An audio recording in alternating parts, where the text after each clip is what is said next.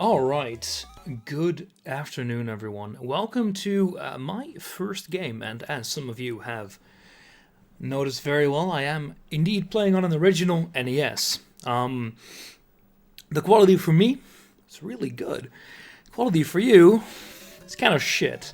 I have not modded my NES, so this is a composite signal. It is at the correct speed. As far as I know, this is a PAL copy, so that should work all right.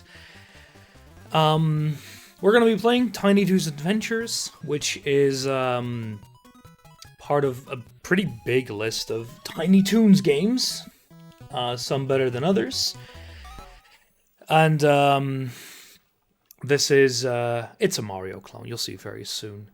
So like I said, I'm playing this original console. I might have to restart or reset at some point. I don't think so, but then I'll have to walk away for a second.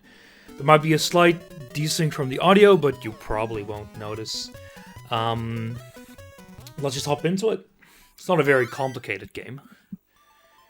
So let's hope we can get through this in about 2.5 hours.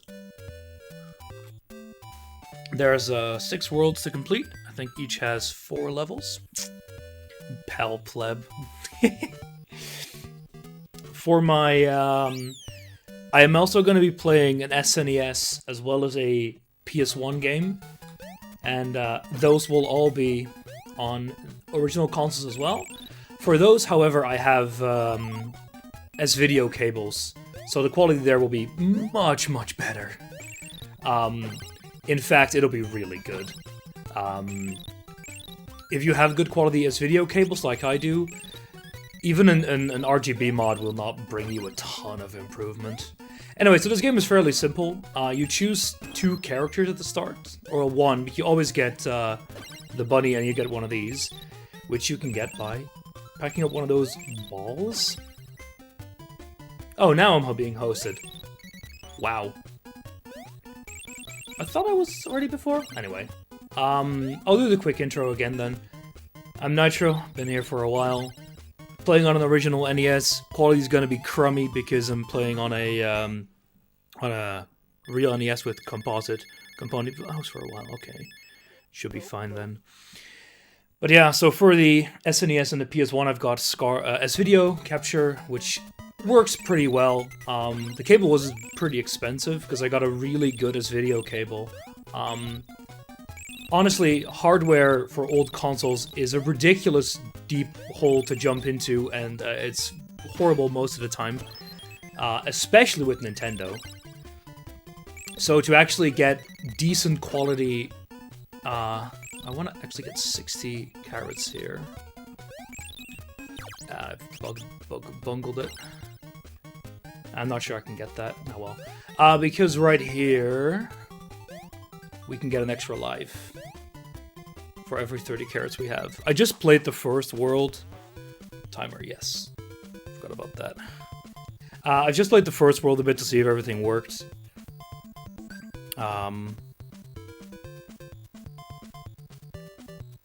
So I just know about that one.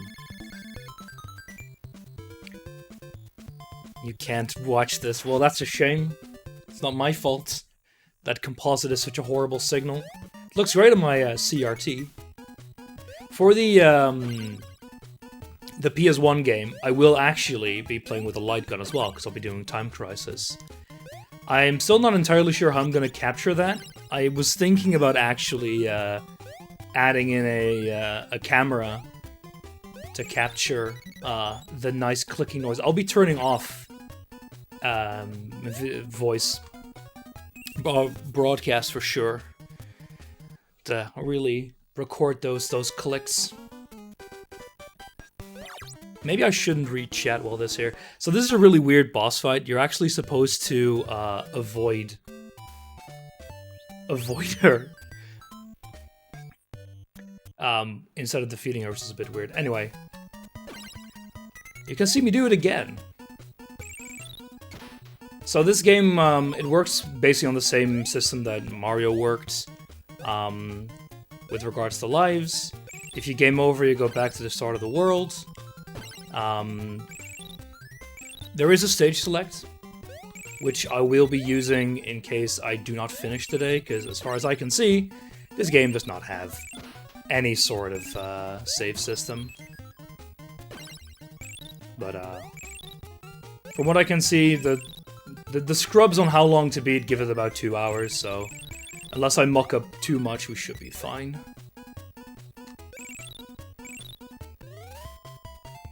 Saving is for plebs.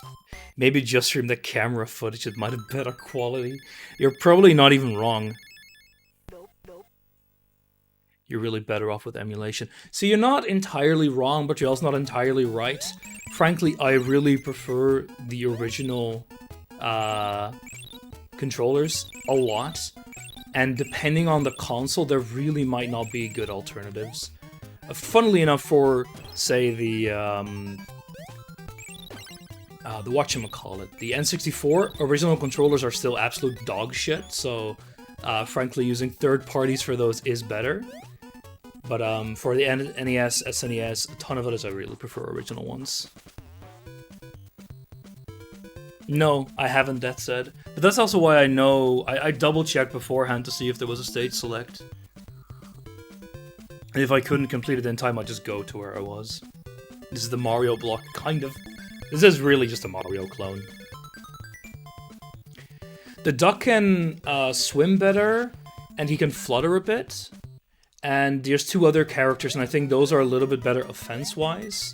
I read a little bit into a walkthrough to see if there was anything peculiar, but I didn't read too much into those. The hitboxes in this game are absolute garbage. It is not unlikely that I just die at very stupid moments because I'm just, you know, just hit it wrong. The duck is actually slightly better here, I think. So you're supposed to just avoid her for a little bit, and then an exit appears. I think this even happens multiple times. There we go. One from the video game that carrots like this with Looney Tunes characters. There's quite a few games like this. It's an actual NES. I played quite a few of these games, well, 2 of these games, on the Mega Drive for Franco's Patreon. They are something. Frankly, the Mega Drive one is slightly more cruel, because it works with a life system as well, but there's no worlds, there's no like checkpoints. So if you game over at the last level, you're screwed. So at least here we have some sort of a checkpoint system. Ah, yeah, that's great.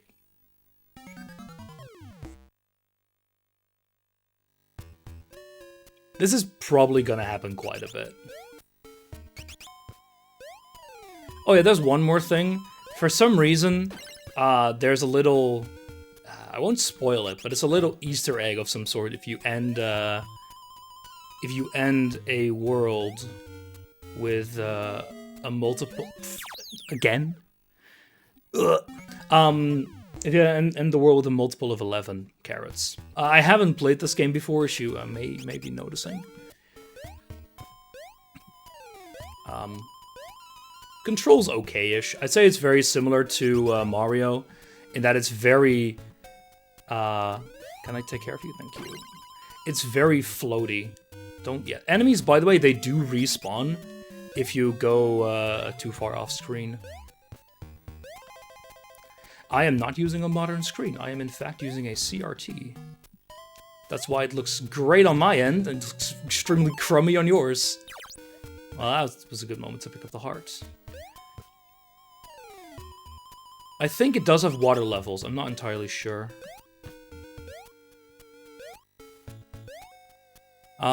Splitters. I'm not recording the CRT. So what I'm using is I'm using a whole bunch of splitters to split the signal apart. The capture card that I'm using has HDMI pass-through, but unfortunately this signal, which is like 576 at 50 Hz, it really doesn't look that good. Anyway, first boss. It really looked horrible on an LCD TV, especially the crummy LCD that I have. Ah, I jumped too early. You can only hit him when he's flat on the ground, so you can't actually wait on the sides as much as I would have liked that. So I'm using a splitter for the video signal, as well as the audio signal. Now, the people who have suffered like I did, I really don't want to take a chance here. The people who suffered like I did know that the NES actually is mono audio. It doesn't have dual, but you're hearing it in both sides. I could fix that, but it's not that important. And I have enough splitters to actually split the mono signal into both channels for you. And on my TV, I don't notice the difference. So my table right now, with 3 consoles prepared, is a giant mess of cables. Because I have PlayStation S-Video, I've got Nintendo S-Video, I've got a whole bunch of just cables for the composite signals, and of course I have a light gun, so I've got a controller in my PlayStation, but also a light gun, which requires even more connections because it plugs into the yellow tulip plug from the video signal to record when it's done a shot. I think I should jump here. It's a very standard 3-hit affair. Ah, I didn't actually know I could hit him there. There we go. That's World 1 done. Does sound deeply complex. Retro audio capture is very complex. For example, a very big organization like Games Done Quick, what they do is they just have every single console HDMI modded or RGB modded. Which reduced the hassle quite a bit because a good configured LCD or other modern panel will look as good as a CRT with the proper hardware in between.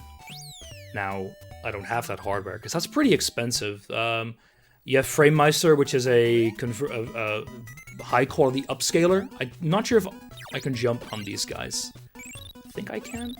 A high quality upscaler can easily cost a few $100s. Which, for me, isn't worth it. That's just a ball I don't care to become.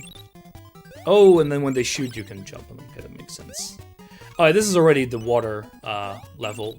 It's the same as Mario's, and you have to hold up to jump out of the water, and it's horrible.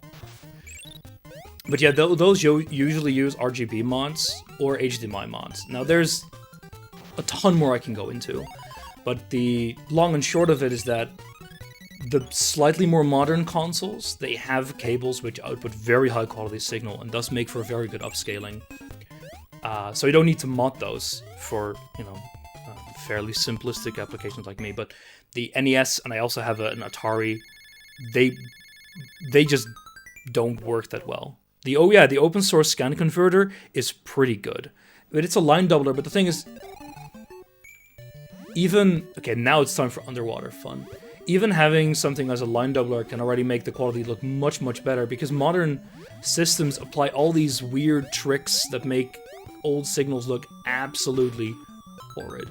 So when you already have a life, you actually get a life. Sorry, when you already have a heart, you get a life when you pick up another one. Ooh. Like this. Yeah. God, you're slow in water.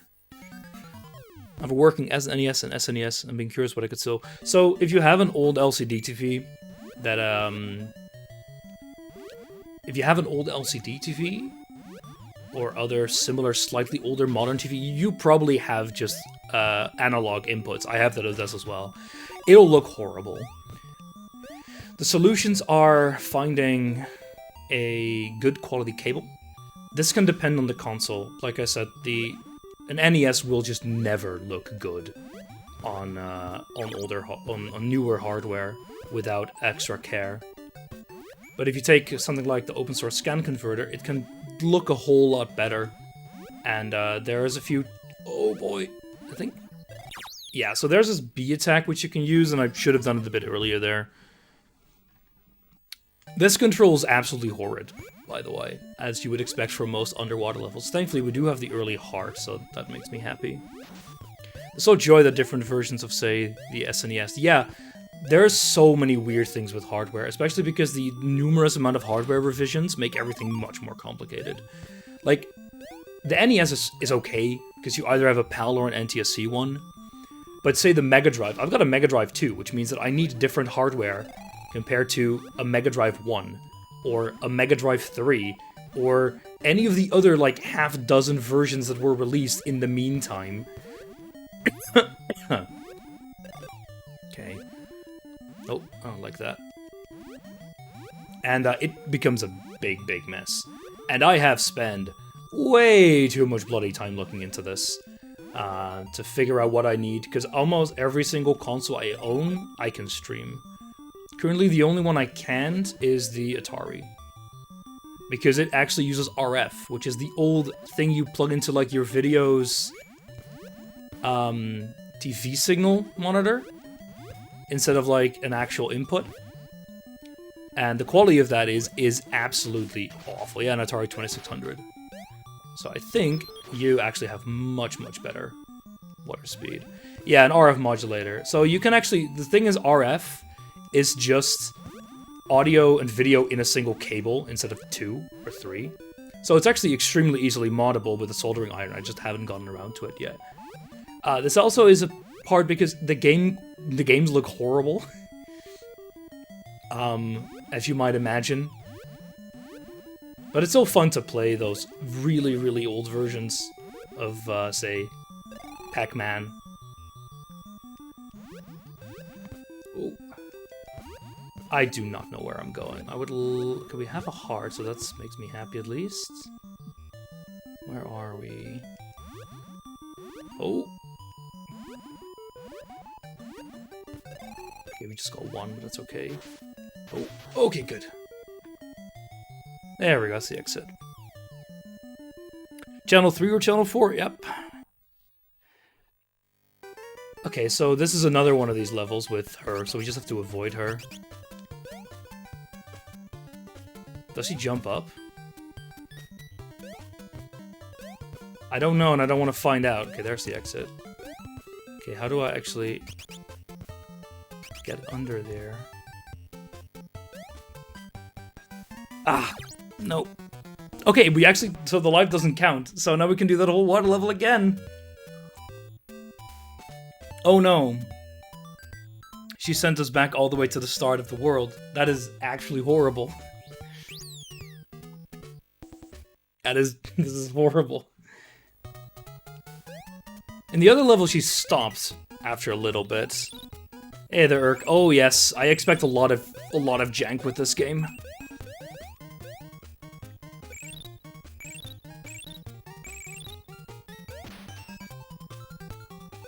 So here I can show you the fluttering.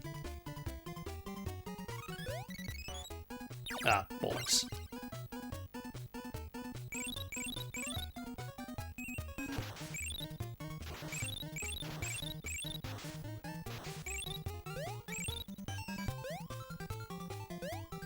But yeah, like a very smart person, I didn't prepare a ton gameplay-wise for this.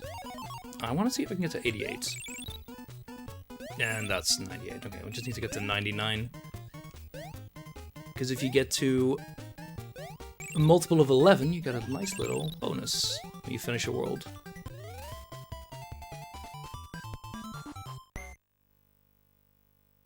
Seems a waste of 2 boxes. Yeah, the thing is, playing old consoles is great. Like, I'm really looking forward to playing Terraria tomorrow night, or I guess Monday morning.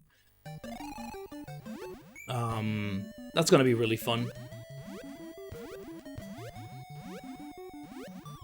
I also really prefer just playing on old hardware. I was playing for example, SNES randomizers. I used to play those quite a bit on my original console.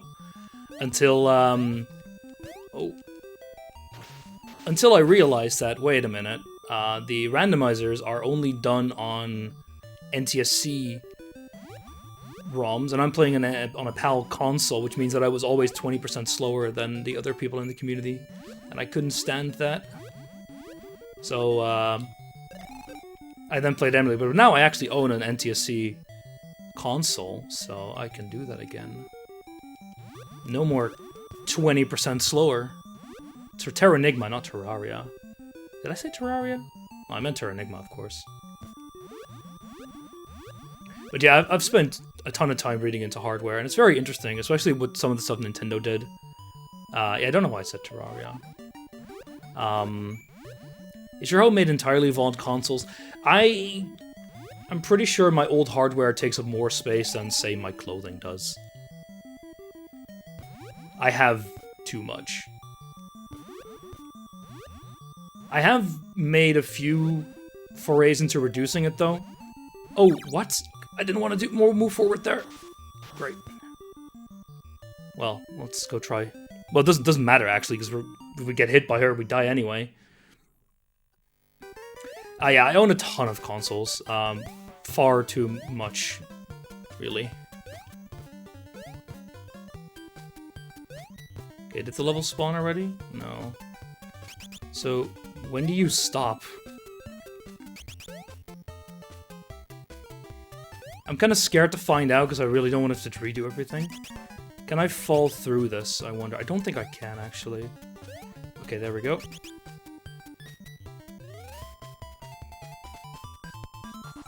Reducing the clothing. No, I'm not going to do it with the consoles. It's very important. But yeah, I'd say I own most of the modern consoles. Not the latest generation, though, that we have here. But I really enjoyed playing a lot of the... Well, the reason why I actually started with the console thing was because I started a Zelda marathon 4 years ago that is sort of done. Where I said I would play every single Zelda game released, even the spin-offs, on original hardware. Turned out that wasn't entirely possible, unfortunately, due to a few extremely difficult to get capture cards for the DS. But besides that, every single thing I've played on the original console. That does include the CDI games, yes.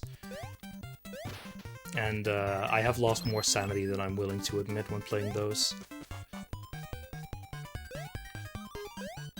Now, that doesn't mean that I own all of them.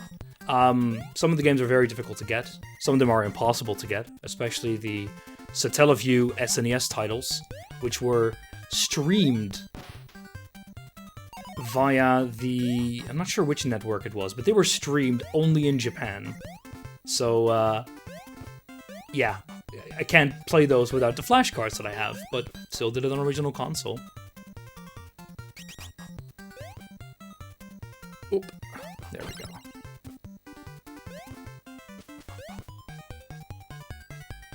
go. Most of them were fairly easy to actually to play with. Oh, you fall down. I did not realize that. Yep, so tell a few.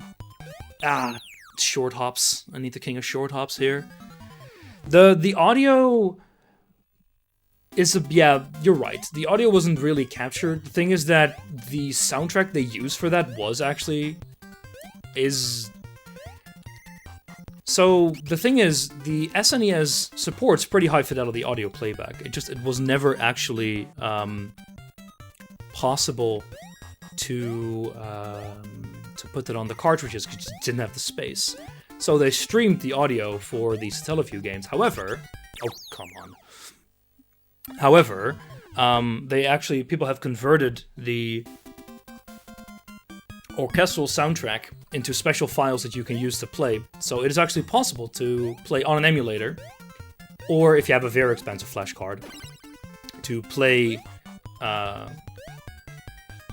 Link to the Past with orchestral soundtrack. It's really, really nice. I used to do that for my randomizers.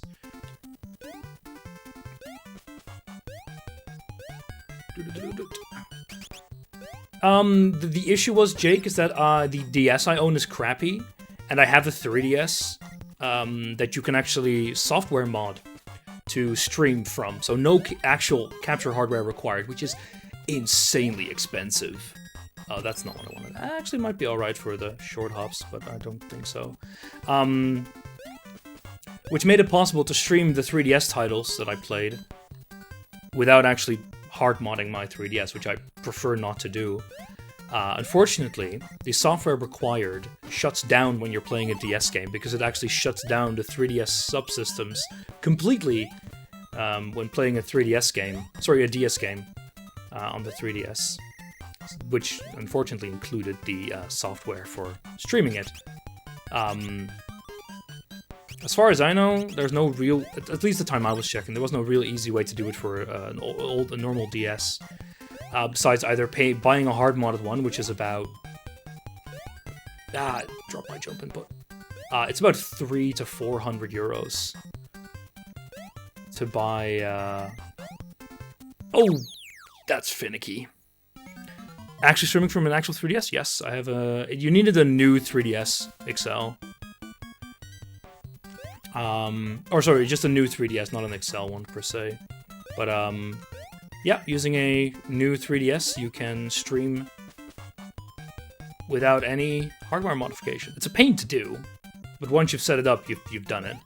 Because you need to do quite a bit of modding, like software modding, which can break your 3DS, but I think nowadays the tutorials are good enough that it really won't happen. The only issue is, I think, acquiring a model that has... Let's not grab you, actually. Has the old enough software version to allow it to be modded. Because, of course, they've patched them quite a bit. But when I was searching for a second-hand 3DS, I just asked the guy, hey, by the way, can you just check the software version you have? And it worked out fine. Yeah, an emulator is always a bit difficult. It's annoying, but I had to for the Tingle games as well as the other DS games, because the streaming didn't work. So those are the only titles that I have actually played on emulator with a drawing pad, which helps a bit, but it's still, the orientation's weird, because you can't really see what you're... That hit me? Okay, sure. Oh, this is gonna be great. Because you can't really see the orientation you're drawing in. But, it was okay, the experience. Playing the games themselves was much worse. Tingle's Rosy Rupee Land is an absolute piece of garbage as a... Okay, take it very slow here. So that one actually will fall on me. There we go. Tingle's Rosy Rupee Land is an absolute piece of crap of a game. And I was so traumatized by it that I actually just quit. What? Oh, something came from the barrel. Come on. The hitboxes in this game are absolute jank. which is to be expected from an old title like this. Bonk. Get a 2-for-1. So, I'm bleeding lives here quite a bit, and I'm not getting any back, because there are no carrots here. Otherwise we would get one at 100 carrots. So, whoop. Yeah, this is going swimmingly.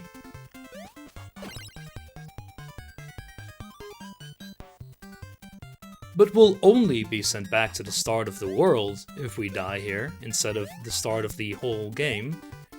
So it means we only have to do that water level again. Yay.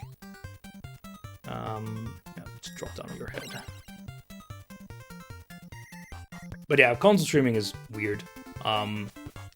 Maybe one more stupid anecdotes. Nintendo disabled S-video output on European GameCubes because reasons. They did the same to SCART for American ones, so if you as an American want RGB output for your GameCube, it's get bent, because that's not possible.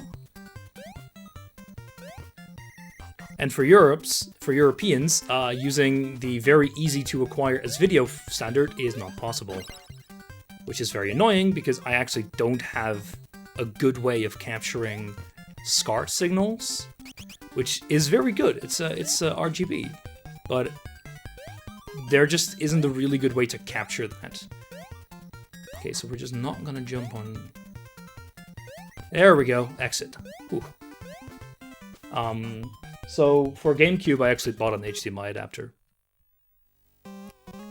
That's a boss if I ever saw one. That's a barrel. Oh, that's probably gonna come down the middle. I don't like this. Jump up. Yeah? Okay, jump up like that. Okay, good. Second hit.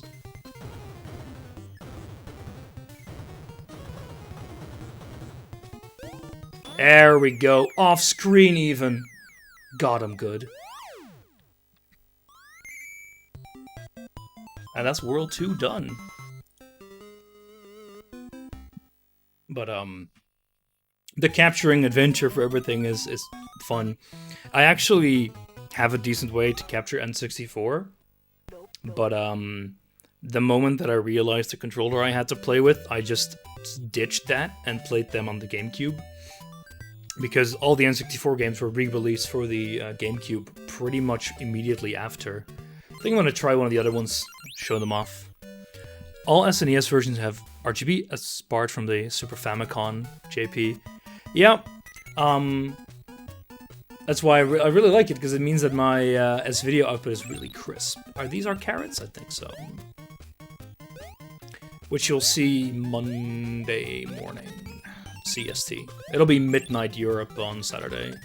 It's gonna be very fun for me. It's gonna be very sleep deprived. So no, it's on our hearts. Alright, see what do we have here? Can turn it into a tornado, which kills enemies. Very, very nice. Can I? Okay, it just bumps me out. Oh, you can destroy those. I didn't know that. But there's a lot of really trivial, weird things. For example, the region checking on an NES can be defeated by breaking a pin on one of the chips. I'm not saying you actually need to, like, solder anything. No, you just break a pin. And that allows you to play PAL games, or NTSC games. Oh! Why? Okay, that I did not expect. That's very good to know. Alright, give me an extra life. Wait, where did it go? Actually destroying the platform you're jumping on. What a world. Yeah, we'll stay with this one now that I know it's okay. Because this runs out after a while, so I just need to wait here. See? Advanced electronic engineering. It's a really weird thing, because it's trivial to do, and the guy that I actually bought the NES from, he told me, like, yeah, you know, this is I added this mod, and that makes it worth more. And I was like, yeah, but this mod takes, like, no skill and 2 seconds to execute, so I'm not paying more for that.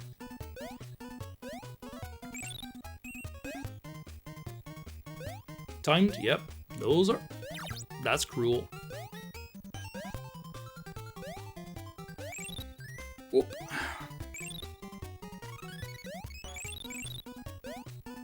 Oh, yeah, okay, that kind of makes sense. It's little Taz. A lot of the characters here are little versions of the ones from the actual series. I think Max, Montoya Max, I think his name is one of the bosses later on as well.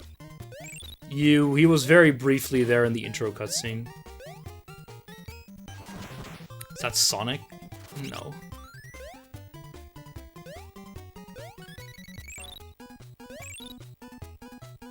Oh, the power wasn't recharged yet. I pressed B, but it wasn't fully refilled yet. Darn. Can't you disable the Nes Lockout chip that search for unlicensed game by clipping one pin in two? I think so. I have a... It's a bit of a pain, though, and there's actually a way to get around that. I have a... It's really weird. It's a clip for the SNES, which allows you to put in 2 games. The one is the one you actually want to play. For example, I needed this to play Earthbound. And the other one is used to actually check for region locking. Because even with a region unlocked console, which is my SNES, it technically doesn't allow you to play other region games because they might have their own check. But there's a way to get around that by just using this weird system where you clip in another game which is used for the region checking. And,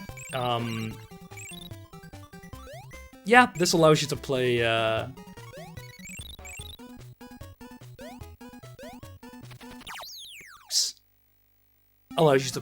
other region games. One life left, but we're in a new world, so it's fine. Once you die, you restart in the world with 2 lives. We just lose the maximum number of, let's just try it with you for once.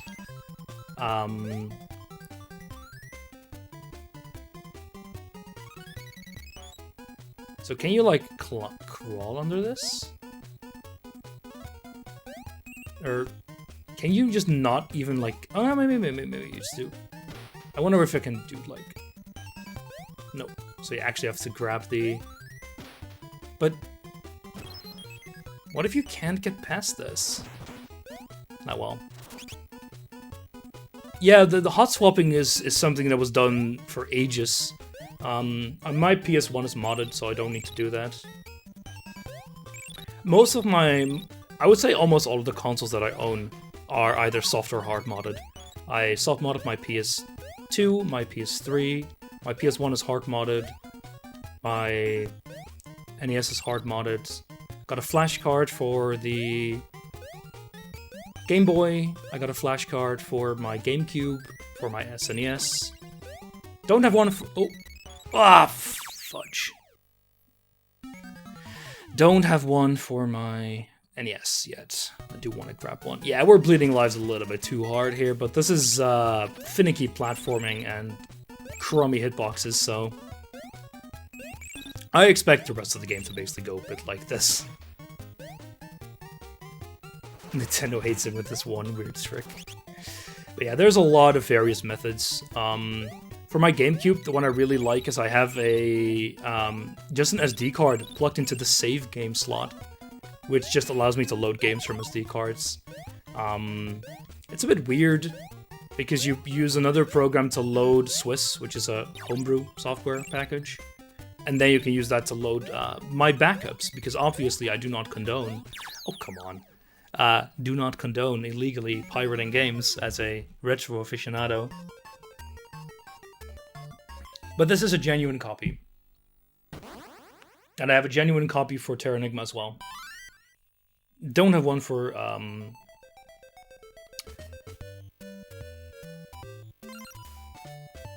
Wait, are we sent back to World 2? No, we are... Okay, that's... No, it's all good. Okay. Then I may have selected the wrong character. Oh well. I suspect that every single character can actually get across the gap here. Here we go. So we just need to do... Yoink. Are you small enough? No.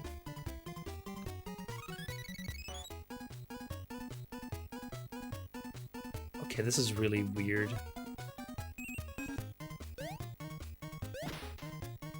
Am I like unironically soft-locked? That'd be really weird.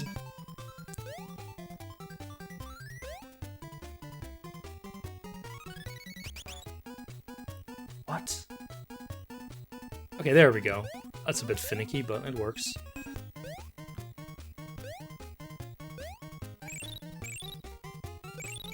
Just have to remember I actually cannot kill those guys that easily now.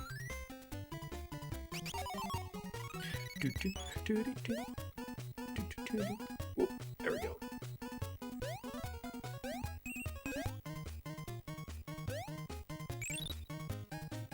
So I'm pretty sure I'll be able to complete this, especially with the extra time that I got from spam. 15 or 20 minutes or so. Terranigma's maybe gonna go over time. There we go. Jake is an expert on Terranigma, so I hope he can help me a bit when needed, but it is also gonna be midnight, so I'm not sure he's gonna be awake. But it's a relatively relaxed game, so if I go over time, I'm not gonna be too worried about it either. I'll just go into the extension slots. Because 12 hours is probably not going to be enough, but I also can't really allocate more time than that because it's already quite a lot of time. And I know it took Jake... This is going to be great. It took Jake 12 hours to complete the game, knowing very well what he was doing. 100% though, so in theory, you know... Ooh, that's close. Hearts? Yeah, okay, great. Well, that's a tree if I ever saw one. Oh, I'll just get it back. Oh boy. Yeah, I was about to say that's gonna go right in my face. Okay, so he doesn't shoot exactly in front of you?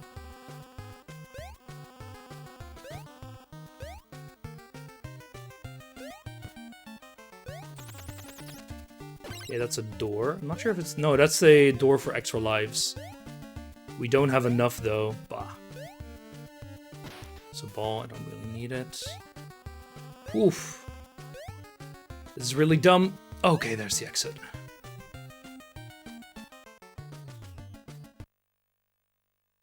Terranigma is a really good game.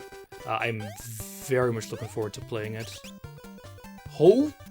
No, no, no, no, no, no, no, no, no, no, no, no.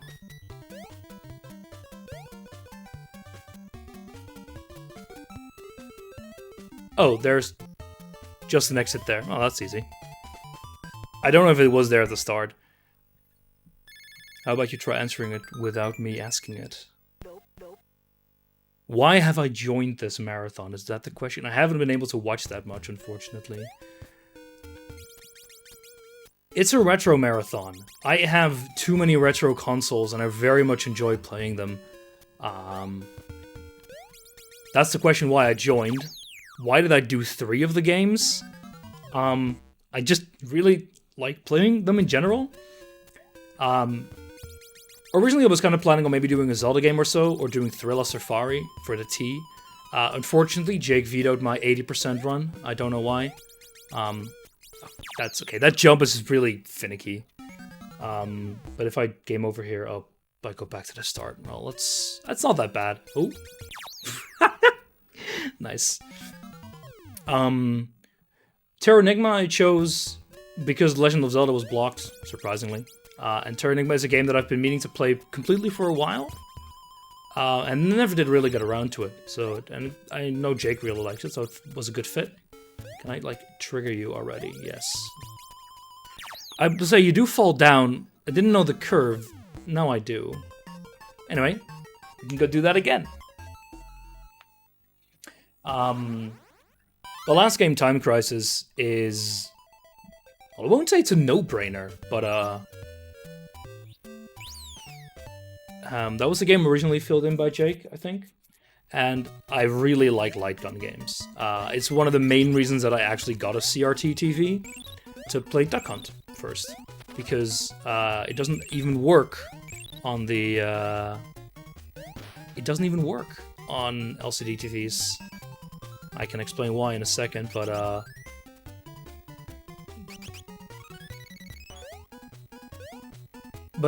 no light gun games works on LCD TVs. And I thought it was perfect, because Time Crisis is a great game. All of them are. Unfortunately, on non-original hardware, you don't really get the same feeling. But Time Crisis is really, really fun to do. I played it before. Don't know where my disc is, but I can just make a copy of my backup. Yeah, let's keep it at that. And play it using that. I have a few light guns, actually. I'm not sure how they actually are backwards compatible. All I know is that, of course, they chose... Damn it. They chose to re-release new light guns for every single PlayStation generation. So I've got like 3 for Time Crisis for the PlayStation 1, 2, and 3. I think they are backwards compatible, because I know that I played dual gun mode on the PS2, and that is really fun. Now, of course, you can't really aim. It's really stupid, but it's really fun. Unfortunately, that's a PlayStation 2 game, which is not on the... Okay, so you can duck and do a really short hop. That's really nice to know. Yeah, Time Crisis in the arcades is absolutely amazing, because you actually have the plate to stand on to crouch. Here, it's just a button on the side, usually. I need to remember to actually change it from press to pop out to press to... Okay, don't do that again. To press to go out or in. It's the reversal of the default is a bit better. Don't make that jump again, because we're almost gaming over again. If the time slot wasn't taken, I'd take that and do 2x2. Yeah, I mean, there's a ton of very, very fun games to play in basically every single game. Most slots. Some of them have very few choices. The only thing that I'm disappointed about is that I couldn't see proper suffering in Zelda 2, but it was played by someone who knows the game, which makes the suffering much less worse, unfortunately. But yeah, Light Gun Time Crisis 1 is going to be great, and it's also like the moment I saw that I knew I needed to have that slot. 33% focus on the game, maybe. Oh. Okay, take it a bit slower.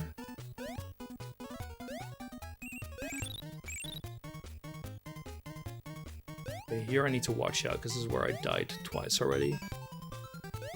I couldn't watch any of Discworld, but I probably will watch the VODs over the coming weeks as well. Been busy with other stuff.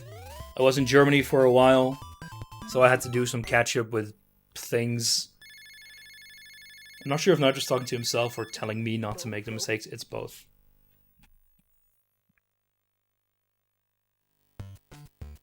Okay, so this level was a little bit annoying. I think we maybe should grab Taz for this next time. So what's over here? Whoop. You joker! It's...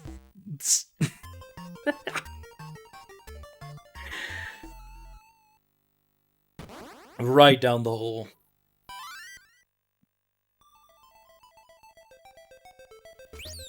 Okay, so we do actually have Taz. Yeah, so should be good. What a game.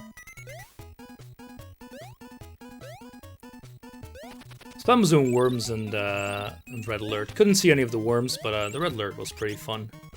It's a great game.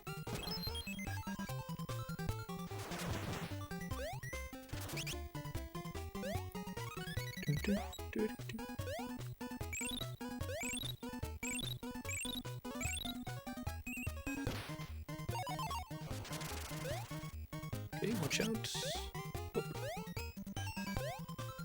But the retro addiction runs pretty deep. I really like using it to play various things on the original hardware, because it's always just a little bit of a different experience. So I really like the retro-a-thon. You can see all the jank that people had to deal with for so long. Okay, owl. There you go, you bastard. I also do as much as I can on retro consoles. Game Boy games on the Game Boy Player. All the other stuff that I have. The only things I would like to have more of would be the Sega stuff. Because I have a Dreamcast.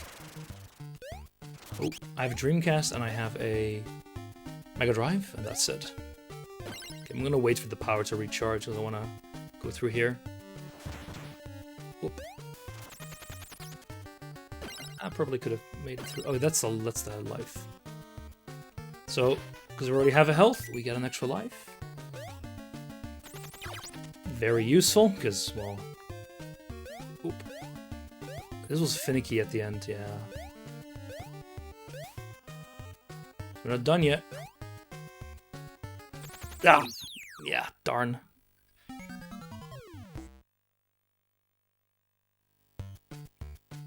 Polling games have a ton of Amiga ports. I'm not saying they're great, I'm just saying that I can't play them at the moment because I don't have the console. But I can at least play quite a bit of the Sonic stuff, which is really what would be worth it to me. And I played just so much other stuff as well. Yeah. I'm still not sure if the spawning patterns are random or not. Because if they're not, then I might just wait that one out. Got him. No, we don't have enough. Here I remember I just did big jumps. And that worked fairly well.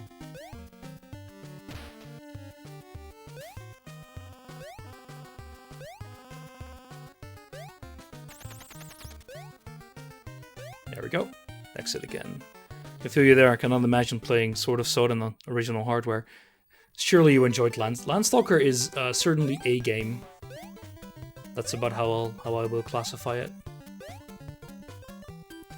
Oh, she's catching up to me. Oh boy. Oh, come on. Okay, there we go.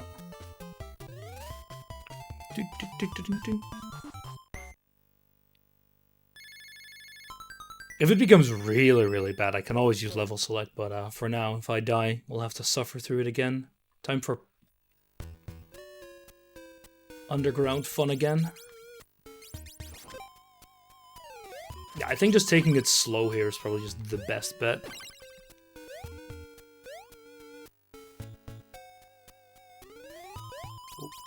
Okay, so you actually, yeah, okay, just go there.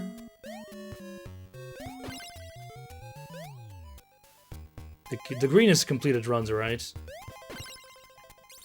In theory, we should be able to complete this in about 2.5 hours. Is that a door? That's a door.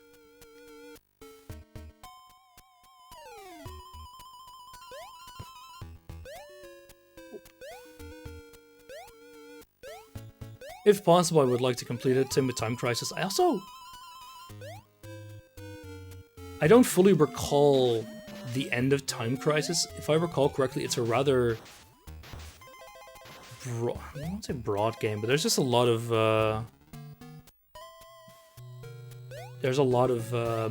various things in that game. Oh, how do you move? Yeah, it's a thing we can climb up there. One of the characters, I think, can climb up walls. I would like a little bit more health, though. Would be nice. Oh, boy. Elaborate joke. It certainly has the weird thing about how long to beat for this game, for example, is that some of the leisure runs for main game are marked as 6 hours, and then a leisure run for main plus extras is marked as 2 hours. Okay, what do we have? Boss time? Yeah, this is boss time. I do not know what's going on. Hello. Okay, so you Okay, you fall on the sides and I have to jump up on you. Is it always the same place? Okay, this is gonna be fun. I think now you might fall on the left side. Need to jump a bit lower. Yeah, because we are playing it a bit rushed. Okay, this is just finicky as all hell.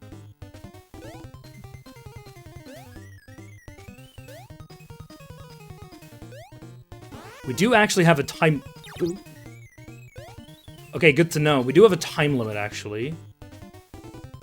Oh. Oh, darn. Thought I could land on his head there. But unlike the Mario timer, which is notoriously too fast, this one is actually pretty okay. It's one more hit. Too slow. Come to the other side. There we go. Got him. There's no way that I've ever finished the game for the first time in under 2 hours. The thing is, you never know. It's also why they're such a joke for how long to beat, because we've had how long to beat times that were pretty spot on, and we've had how long to beat times that were utterly ridiculous.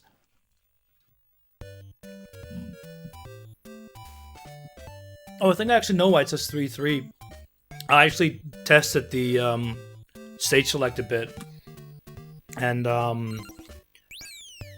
their level 4 was 1-3, but I think it also counts the Elmira, I think her name is, as a separate level.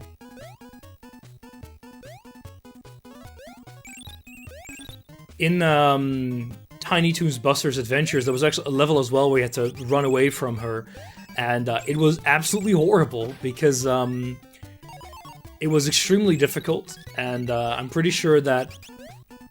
Okay. Okay, so I thought I was going to hit on his head. Oh well. It's the worst, yeah. I think that part... I used a cheat to get infinite lives. Bollocks.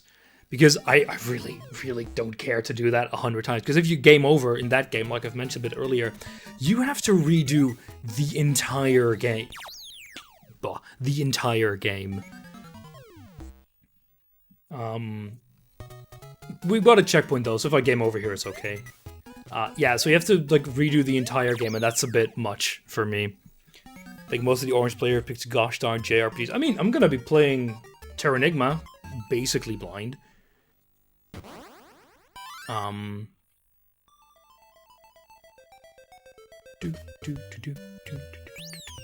You could know the passwords, it's true, but I don't remember where they were provided at all.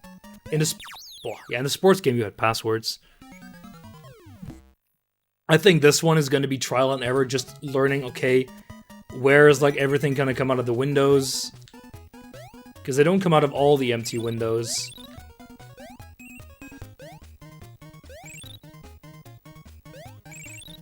Being used to the console helps a lot. True. If you've played quite a few of the Mario games, won't say you've played all of them, but you'll have played quite a few. Darn.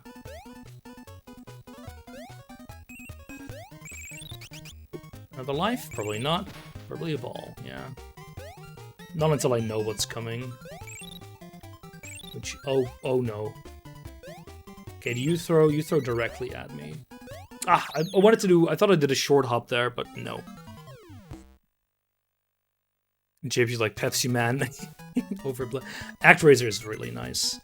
Bit of a shame we won't see ActRaiser 2. I think ActRaiser 2 wasn't on the list.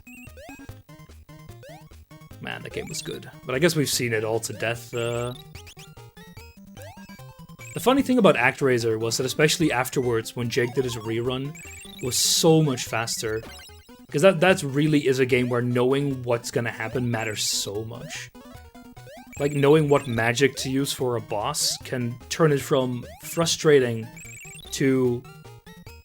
Where do you throw it? You throw it at me, okay. From frustrating to rather trivial. Oh, wanted to overcorrect it there. Oh look, it's game over again. But slowly we'll get there. Yeah, knowing is half the battle, especially in a game where you have as many options as ActRaiser 2. Being at the right level.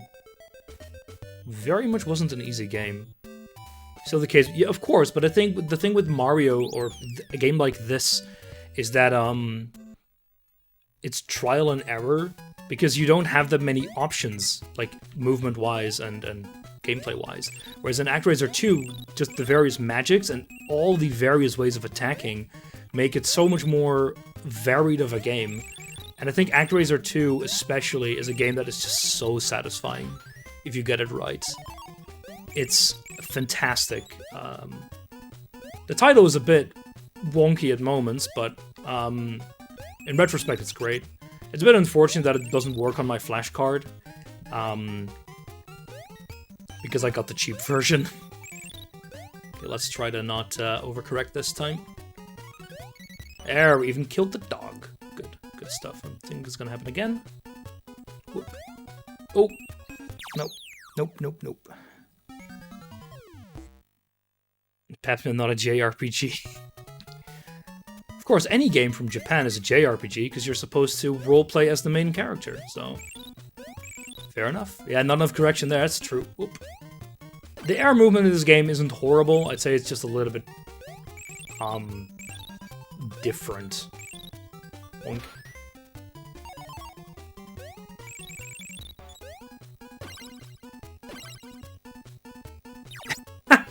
Damn it. Oh, it will actually kind of matter a bit. Okay, actually, I think I'm going to use you here. Because you have the flutter. It won't jump as high, but... Flutter should help quite a bit.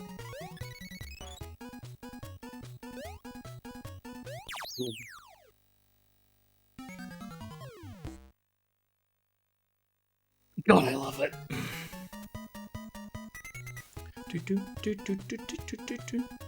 Fun enough, we do actually start as the other character now.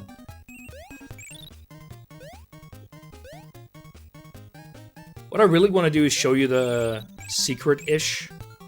Don't know when we will get there, though. If I finish the game without showing you the secret, I will, I can just teleport to the level, and you'll see it. So it's okay. But that's something for right at the end. I think here, just going fast might be a good option. Oh, okay, that was very close.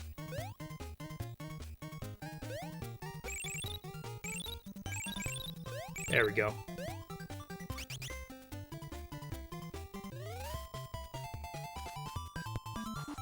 Practice stream of Medal of Honor. I think it's Medal of Honor. It's like 9 hours and 2 sessions and blew through in over 5. Being just barely experienced with the game can make such a huge difference. Not always, funnily enough. See Mario, how some of the blind times are slower than... Sorry, some of the I know what I'm doing times are slower than the I'm playing this for the first time blind times, which is funny. Oh, damn. Is there an indication that they're gonna pop out? I don't think so. Ah, boy. If you crush Tyranning, what's your plan for the rest of the time? Oh, God. I find that highly unlikely to happen.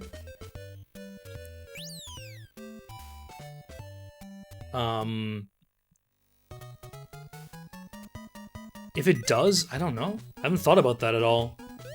I have a plethora of games, so what I'll probably do is just pull out my big box of titles and just play something.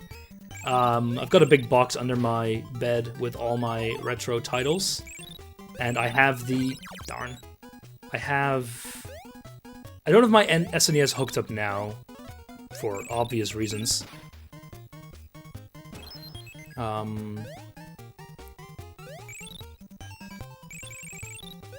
Okay, so the first one will take a little bit slow, but then we'll go a little bit faster. Oh!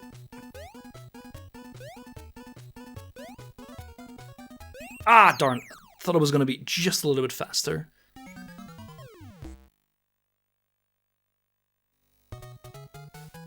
Proofreading? No, that's just Excel being crummy. But, they actually ended up changing the gene names, which I found was pretty funny. Bioinformatics is a weird field, man. But, yeah, I'm pretty sure for Terranigma, if I end up very, very early, I might just go back to bed.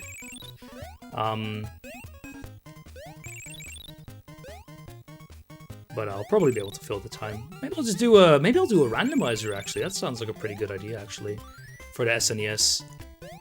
Preparing one and putting it on my flashcard will take seconds.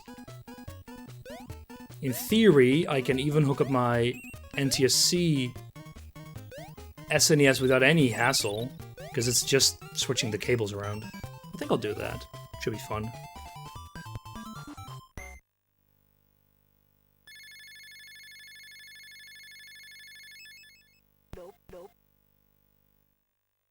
For this game, if I crush it, I want to say, I really want to say Thrilla, but I probably won't. Darn. I've got a few, I've got a few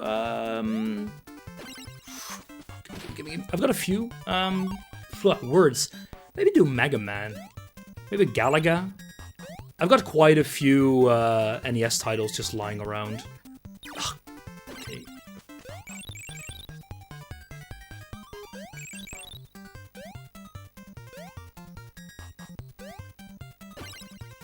That was very lucky. Oh, I don't like this at all. There we go. What do I have? I've got a Chinese copy of, Can I just wait here? Probably not. Got a Chinese copy of Tetris. Got Galaga, Mega Man 2. I want to say SimCity, but I think I have that for the, NES. SNES. Okay, where does... Pain? Can I jump on you? Oh boy. I have a feeling the exit will appear up top. Okay, this is horrible. But thankfully, it shouldn't be too dangerous. There we go. Yep, there we go. Very nice.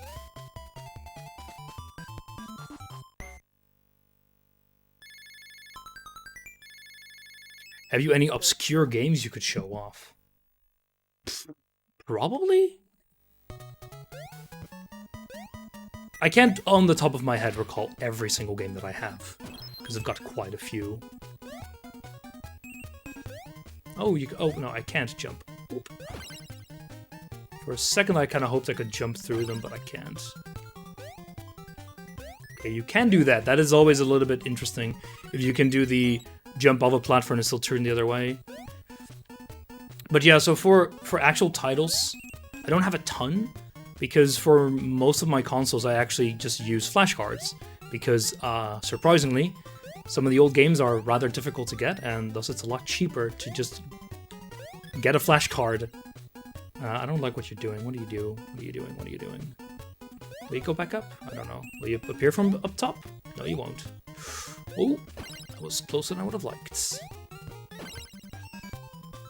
But if I had to choose a game that I personally just really enjoy, Galaga is really, really fun.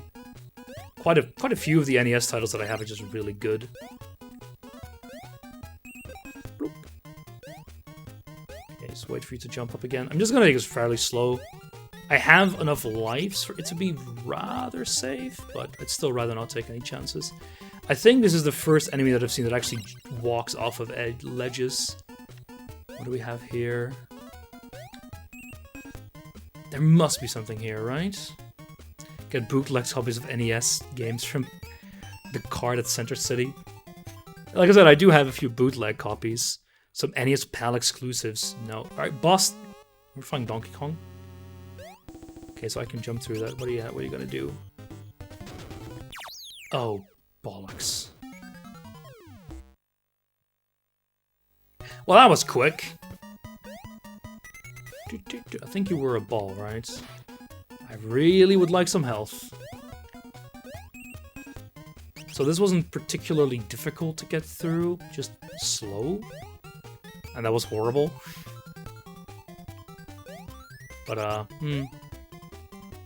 I've got Snake Rattle and Roll as an actual game. I've got both Thriller Safari games, 1 and 2. I could play 2 and actually show people the horrible, horrible crimes that I've committed. Because, fun fact, kids, Thriller Safari is a NTSC game, and, well, when you play it on the PAL console, it doesn't exactly work right. And, it is extremely noticeable what's going on.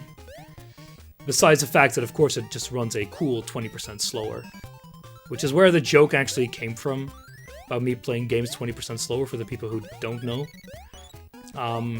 When I did the Thriller mod game, I played it on the on an original console, and I didn't actually realize beforehand, which I could have fairly easily realized that it was running, that the graphical glitches and it were due to me playing on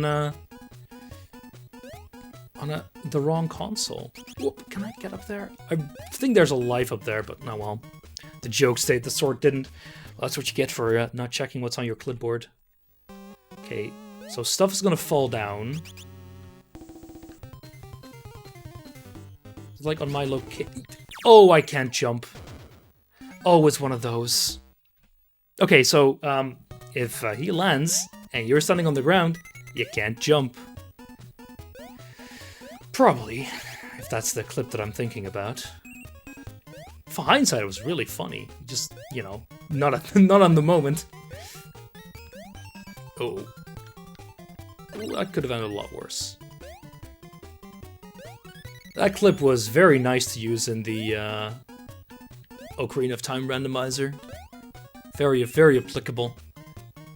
Oh, in hindsight, it's hilarious. Just in the moment, it was a bit, I mean, in hindsight for myself. Can I, like, make this freaking jump?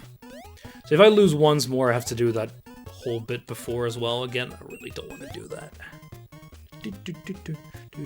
Come on, there we go.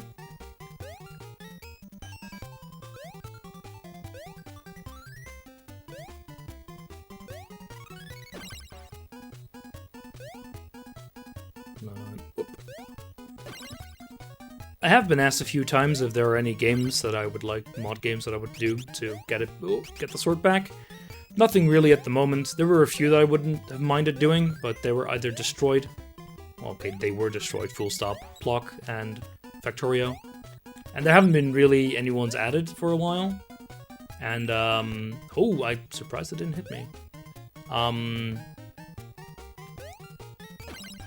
There's a few other games that I wouldn't mind doing. Oh, I don't like this. I don't like this at all. Get out of here.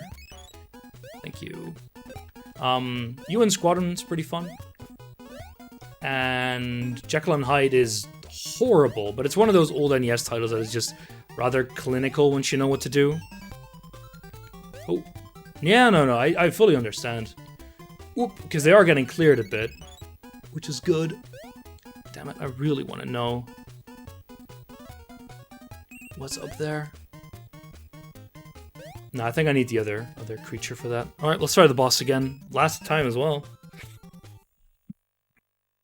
Well, the thing here was that the whole idea was to actually... Oh, come on. This is horrible. Well, let's do it again. I'm gonna take this short second to quickly fix the chat box in my chat. I don't know why it's not.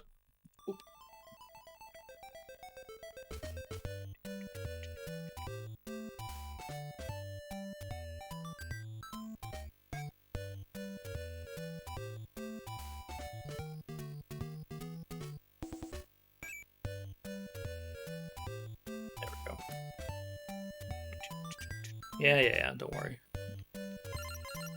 Please go with Furball. I'll try this one. We haven't tried it yet.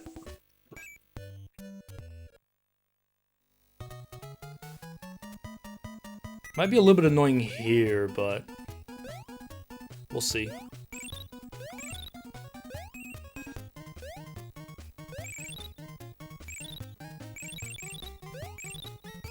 The thing is, the amount of mods really grew over the past few, say, year or so. Because Darn, we had a little bit of a drought of incoming ones, but a few games got added. And it's back up to snuff a bit. We also had a few people completing the mod games and then just never showing up, which is fair enough. Oh boy.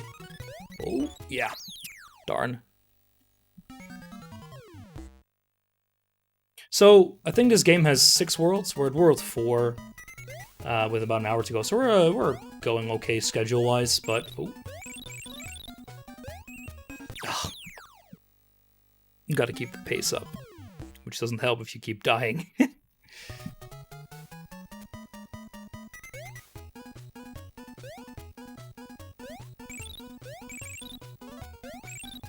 Oh yeah, the hints, especially during, say, Layton, were really needed, but it's always funny when mods vote for the win, and then they help the win lobby. Very subtle. But usually Jake, darn, is bad enough to lose it regardless. I know they're not challenge runs, but I'd still like to complete them. Unless you mean hints for these runs, in which case, yeah, of course, that's fine. I wouldn't like... Oh! Oh boy. Ah, darn. I wasn't sure which window he was gonna pop out of.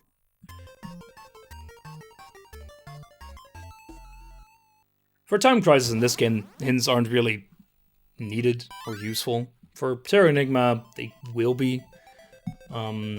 It's an RPG, so it's ye goody oldie, oh, go into this little side alley and there's extra content that gives you a good weapon. I have watched quite a bit of Terra Enigma, but mostly when Jake streamed it twice a few years ago. I think I've watched a speedrun on... I think I watched a speedrun of it once? It might have been at one of the GDQs. Boink. Ooh. That's close. Fun game, but it's pretty big, which is not bad at all. We'll see how much of the world we can restore, though. Okay, let's go. Yeah, I know. You little bastard. Oh, darn. Oh, ah, just couldn't make it. The instinct of the backseat is hard to control. Oh, yes. Especially when you know more about a game, it's very tempting to start giving hints. Fake hints are... they're very funny if the person falls in the hole, but they can be a bit cruel sometimes. Like I said, I don't know how Discworld was, but I heard that it was going to be a very long game. I haven't checked if it was actually completed or not.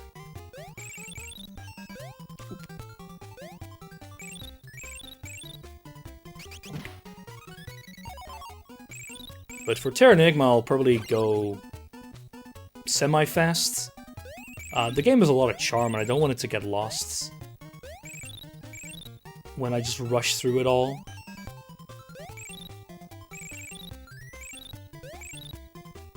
The moon... Yeah, that's like what I heard beforehand. Very Moon Logic-y game.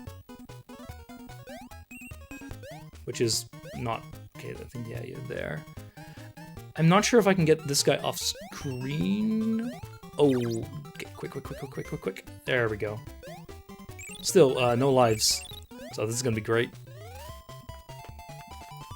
Yeah, exactly. I don't want to really rush it too much.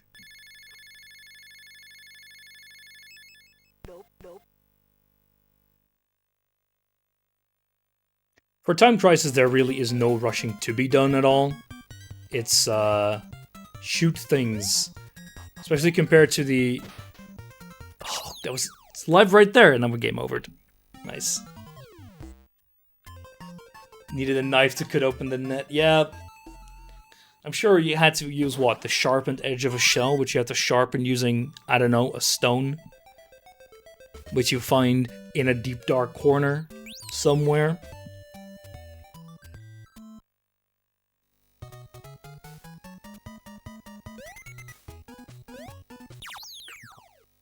I really wonder how the other worlds are going to be, if they're going to be as bad as this. Because this feels like I'm playing Bart, whatever that Bart vs. the Space Mutants, I think. But just the random popping out of enemies, and it's like, no, there's no platforming here, it's just pure screw you. There are 6 worlds. There's 24 levels in total, which include the Elmira levels. I'm gonna wait this a bit. Yeah, there we go. Ah, darn.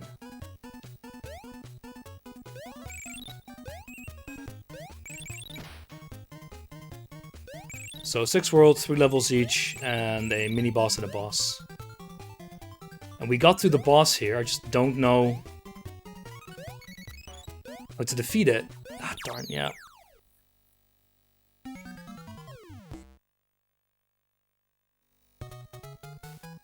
If you remember the enemy spawn, sure, here it's kind of okay. The thing is, it's still very finicky platforming. Very finicky. Especially in the other level. Yeah, exactly.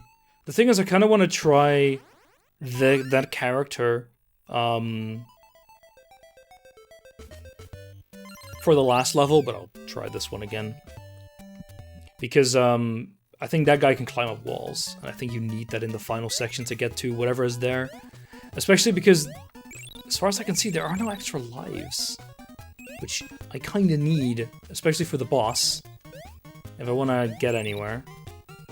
And this game does not have a 99 carats equals a life mechanic. Oh, great.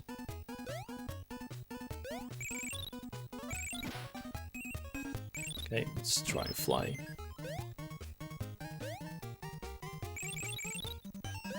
So we wait the first one.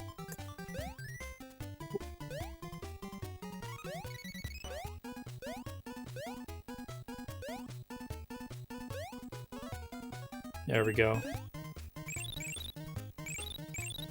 Well, we're about halfway through the game, so just ignore that we've been stuck here for like 20 minutes. And I started earlier, 15 minutes or so. The music in this game is surprisingly good, I have to say. Yeah, I do want to grab the extra health again.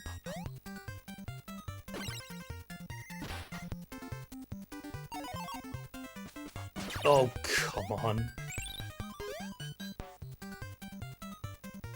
Oh. Yeah, I started about 15 minutes early. Just true.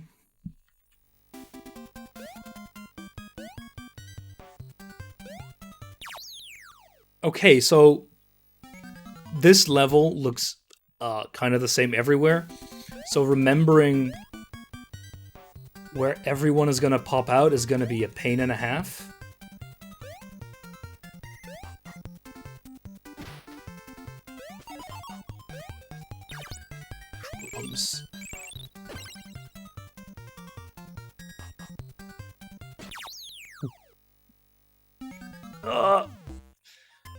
If kids can do it, so can you. I'm not scared about not being able to do it. I'm more annoyed by the time it's taking to redo these levels. But we'll get through it.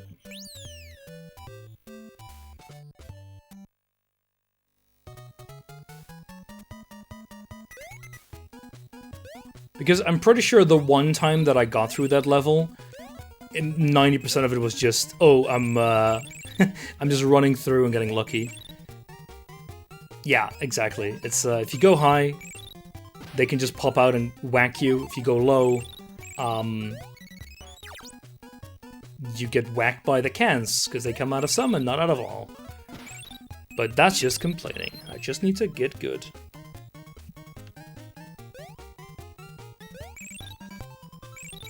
Okay, yeah.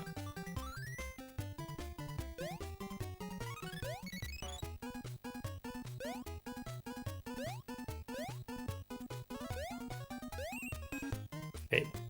I'm pretty sure I can get through that section fairly consistently now. That's good.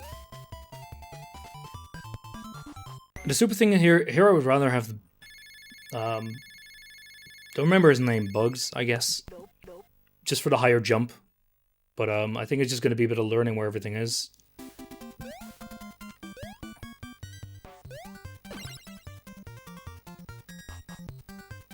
Oh, yeah.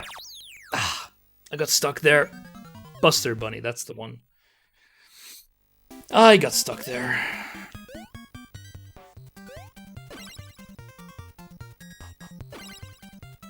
I'm just spamming A here. Ooh. And it's working.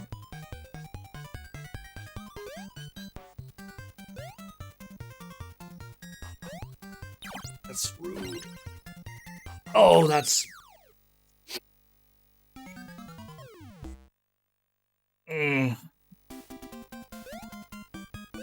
Oh, they can also come out of the tires, I see. I kind of just blocked that out.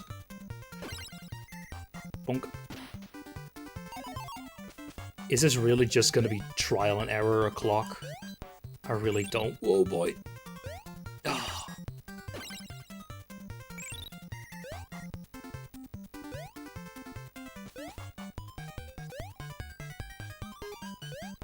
Okay, so it seems running through low is kind of the best way. I know, we've got Almira again, which seems to be okay, because, whoop. There we go. This one's a little bit finicky. Whoop. I don't have save states. I'm playing on original console. But there's a level select. But it requires resetting the console and it's really annoying.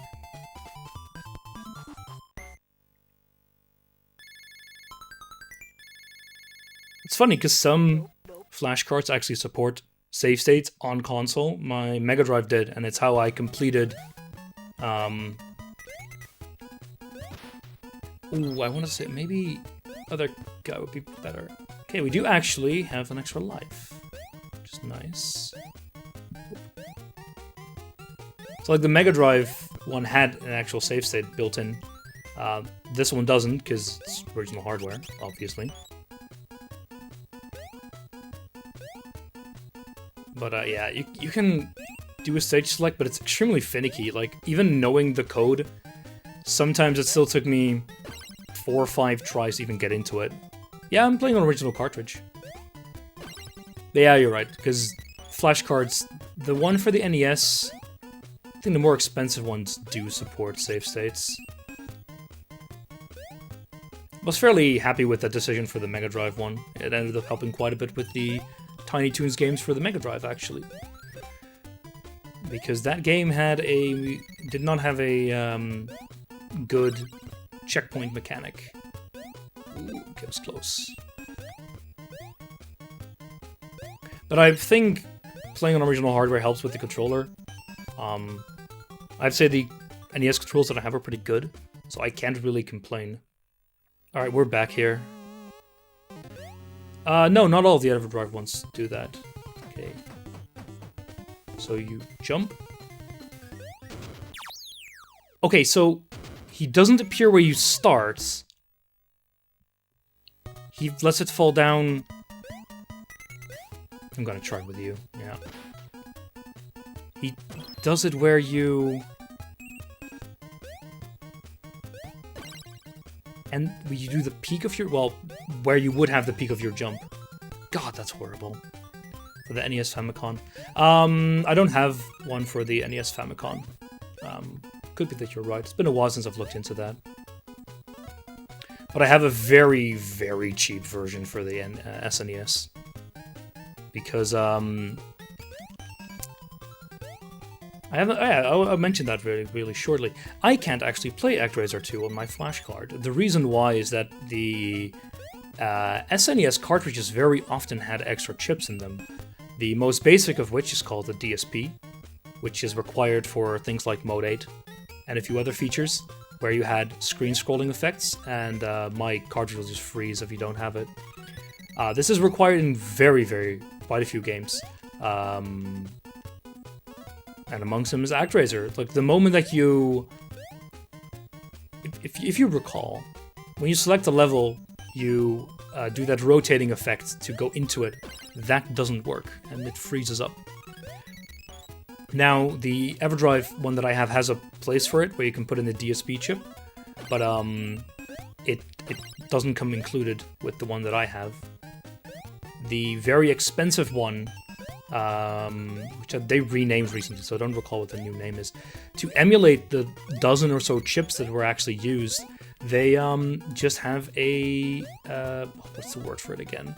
Fully programmable transistor, FFPGA included, to just support every single one of these chips. Yeah, FPGA. Which allows it to do very interesting things. For example, it supports full motion video on the SNES. Okay, not full resolution, but... and no actual original game ever used it. Just some homebrew stuff, but it can do it. Another one that's very well known is the FX chip. The SNES couldn't natively support that, so they used a... Are the locations fixed? Oh, okay, what do you do, what do you do, what do you do?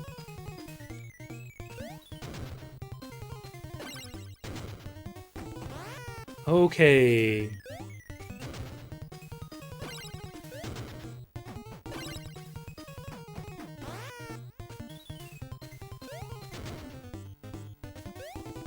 No! Ah!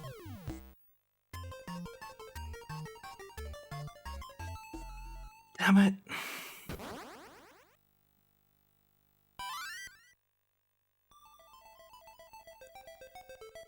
But the very expensive flash card has very interesting features. It actually allows you to connect your genuine SNES with a flash card up to your computer via USB port and play things like crowd control on an actual console using a SD2 SNES connector. Sorry, that's the old name of the flash card. The connector was called something, I don't recall exactly what it was, but it was very interesting you could do that.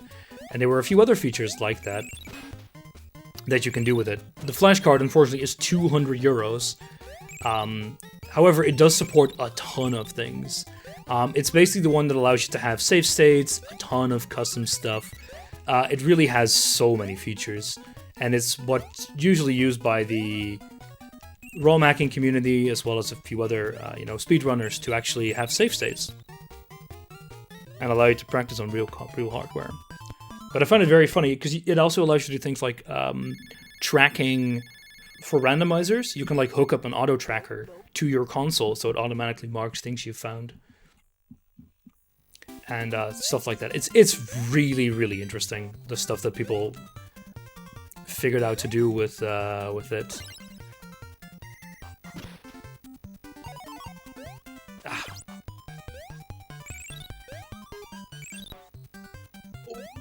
Yeah, I was about to say that's going to be terrible. I think they call it the SD2 SNES, but now FX Pro. Yeah. Because they had to change their name due to... I don't remember if it was Nintendo or if they did it themselves, but someone came knocking and told them, yeah, this is a terrible idea, don't do this. God. Console card slots are basically system buses straight access to memory, not just memory. It's a two-way thing. That's how the whole chip system worked on the SNES. That's how Nintendo managed to keep the price down a bit as well, because, oh, your game wants to use fancy... I should remember that. Wants to use fancy features, just include the chip yourself. Yeah, it's going to make your game work. Damn it. Okay, short jump there. It's going to make your game more expensive, but it keeps the console price down. The most feared words for homebrewers, cease and desist, yeah. Okay, but we know that the the boss of this world with this little bunny, duck, I mean... I think it's Plucky Duck, his name is. It's a little bit easier, so just need to get there again and we'll be fine, right? Oh god, I wish I had more lives. I own a Game Genie, actually, for the SNES. Oh god, I own a Game Genie, I could use that. I probably won't, this feels a little bit too much to do. I'm too bad, so I'm just gonna pull out my Game Genie.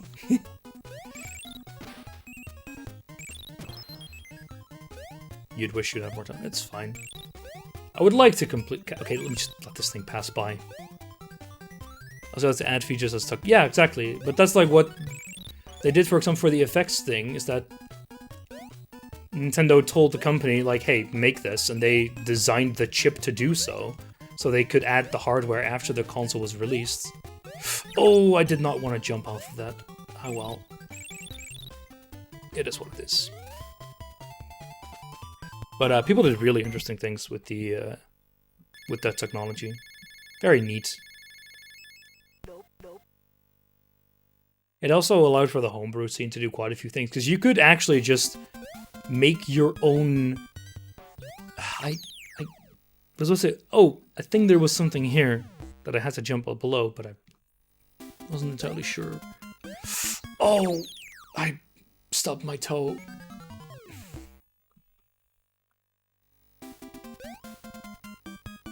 Stubbed it again, but this time I was running under you.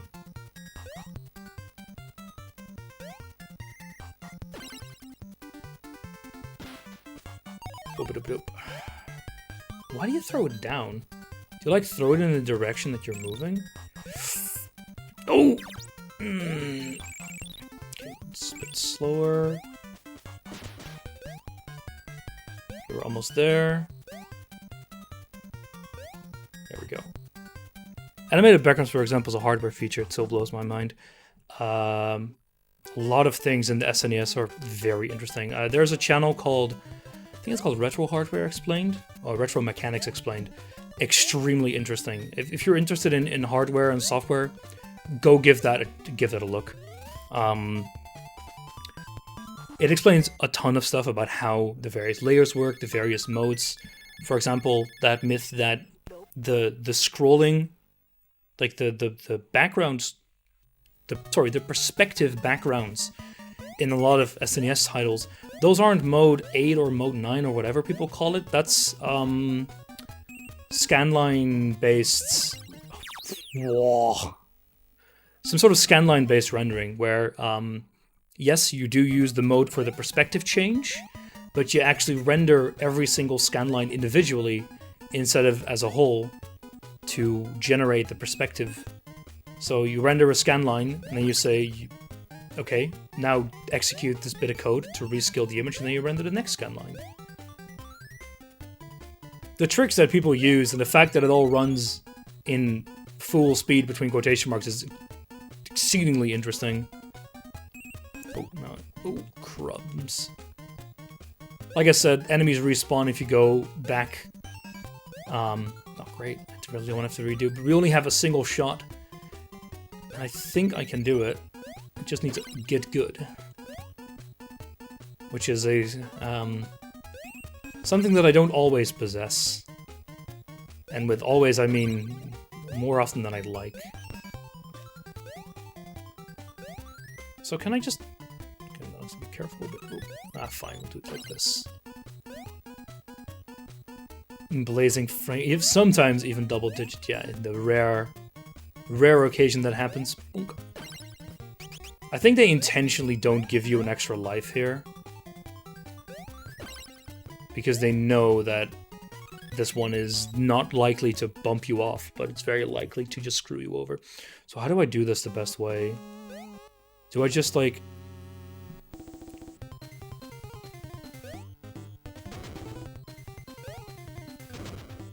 It seems to not per se be fixed.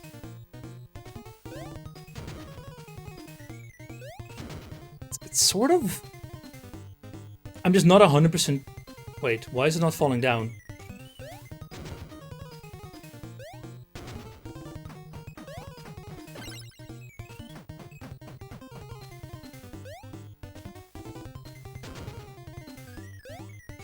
No!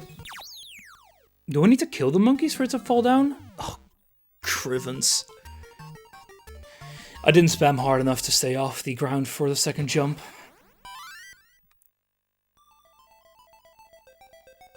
The SNES is very daunting to code for because of all the features it has. This is horrible. Well, we're doing this again.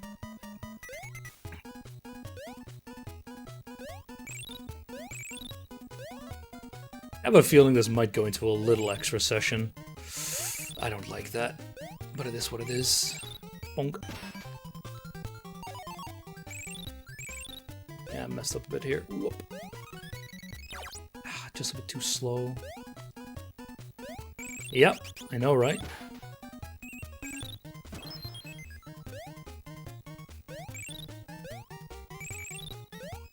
I mean, did you play this as a kid? Oh, this is not good. We'll be okay.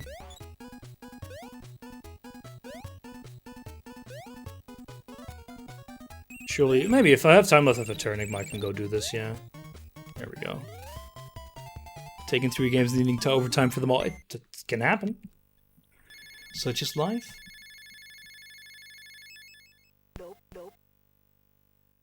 We've got 40 minutes left. Surely after playing this one for so much, you won't need... Boink. Oh my god. Oh. Level of the life was right there. 1 second.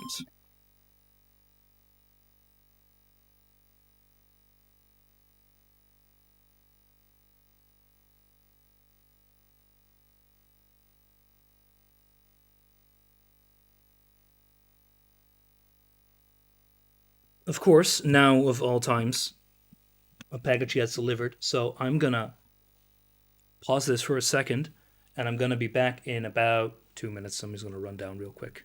Looking for a game Genie. I do have one, but I won't use it. Anyway, grab a cup of tea or something. I'll be back in a minute or two.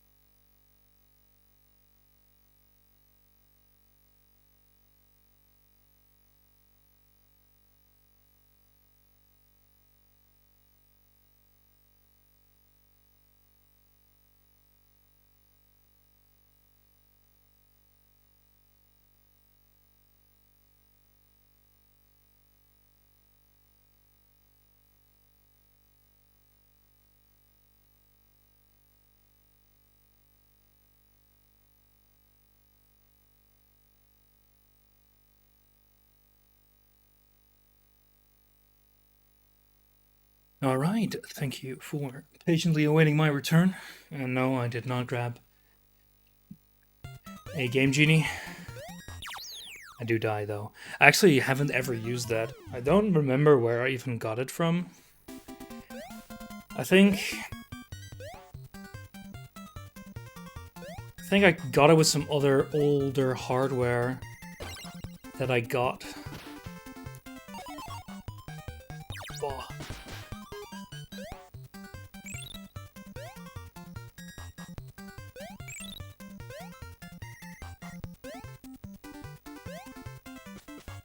There's one more, yeah, and then it's the end. There we go. Searching Google for NES Tiny Toons. There, I actually know about one. I think if you go into the stage select and press select, you become invulnerable. But as you can see, I have not been using that for obvious reasons. There we go. Yes, timer. All I would do is crash my Pokemons. Yeah. But, there are Game Genie codes, of course, but I do not know what they are, and I can't be arsed to figure out. Executing Game Genie stuff is such a pain, because you have to, like, on a console, you have to, like, manually enter all of it, and it's horrible.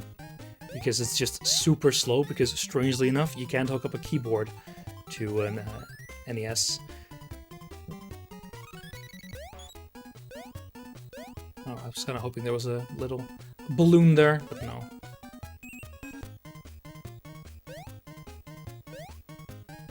I also like how you can see the good old sprite limitations, because the top row actually doesn't have any sprites rendered on it. Because of the sprite limit per scan line. Because that's actually why you had flickering sometimes. Because you had limits of sprites per scan line. I think it's 16 or so? Or per 8x8 block of pixels.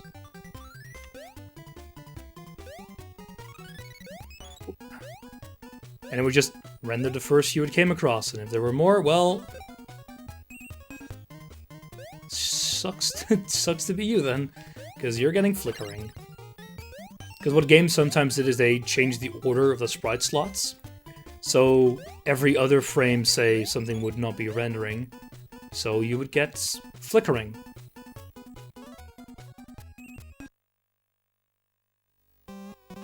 So why do you sometimes do or don't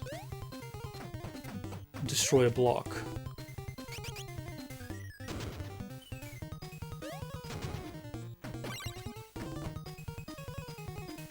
Was it like every 2? Okay, so it's every 2 monkeys that I kill. Ooh. So that still blocked me, I think.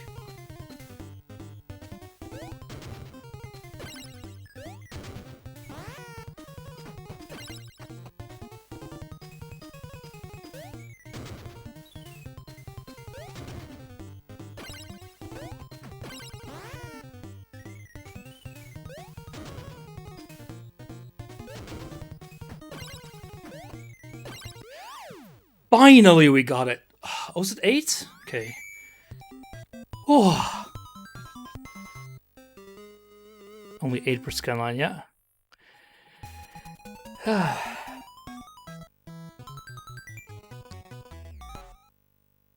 We cleared World 4, it's on to World 5. That took like half an hour. Alright, on to World 5. I'll save you the slow walking animations.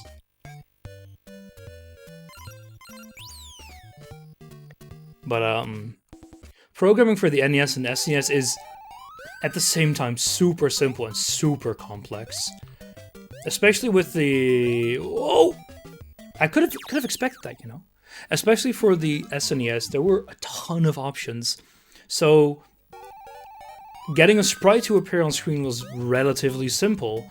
The thing is that you have to set 500 million registers and other stuff just to ensure that it, you know, shows up. Because of all the options, you had, well, a lot of options. So you had to make sure that everything was set correctly, because the thing with unset memory is that at the start, memory is garbage. It's completely random, so you have to initialize everything. Yeah, so for the SNES, you have a ton of resolution modes that have various resolutions, that have various amounts of background layers and foreground layers and sprite layers. There are some that are high resolution that can only be used in very specific scenarios. Some that have this weird alternative scanline rendering where you have like some sort of split screen mode.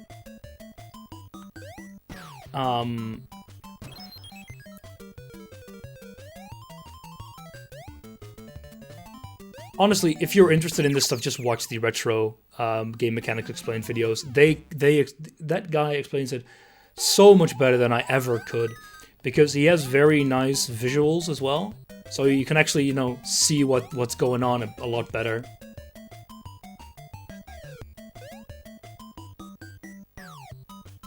Because, yeah, it's very complex, it's very interesting.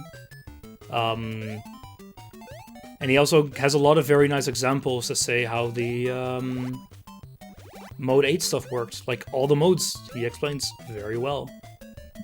And how you could use them to create various effects, how sprite slots were handled, how just a lot of stuff was done. Again, I was kind of hoping I could jump onto the platform there, but I think you need the you need Buster for that.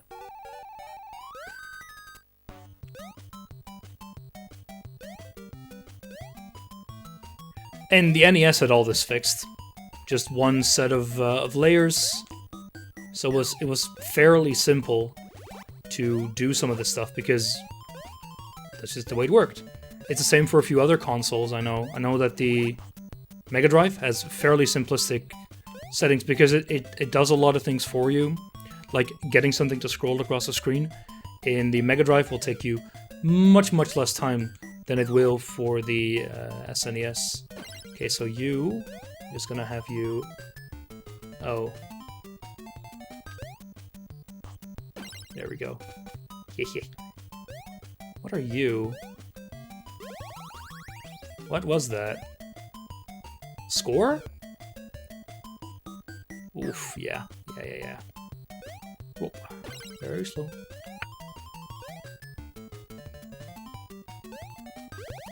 Or do I need to collect all of those? I really hope I don't, because I missed one.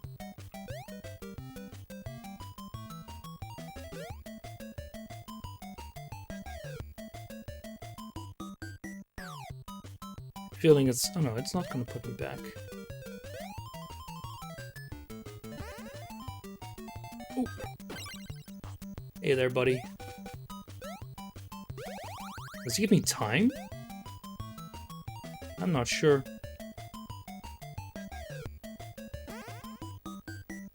Oh! Whoa.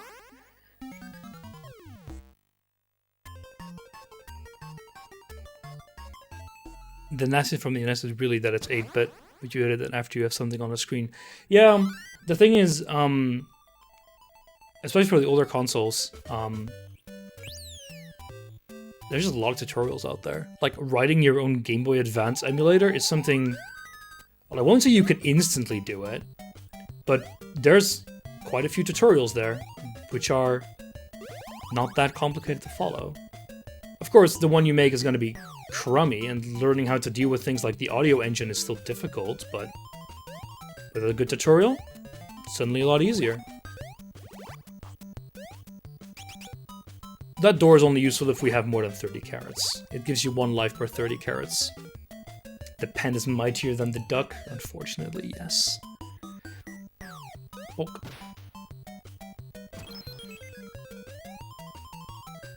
Anyway, it's the good old, just take it a bit slower. So what do you give me? I can't actually tell. Oh my... I was about to say he's gonna throw something right in my face, right? And then I slowed down a bit, just at the moment where he threw something in my face. Why can't I get a life here?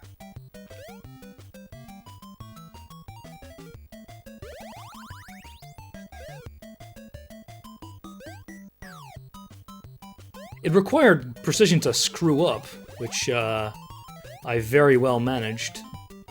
I also don't get any carrots here, so there's no getting extra life in this level.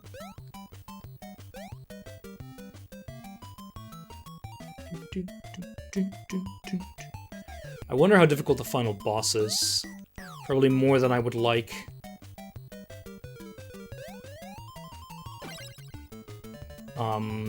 There's about 25 minutes left for 2 worlds. So he throws one up right there. Do it again. Book. Freaking bubbles. They really aren't that easy to see either. So we made it through this section. And then there's one more. I have a feeling this level is quite a bit longer than all the other ones. And these pens do a big jump. What do you do? I want to know your behavior. Fine.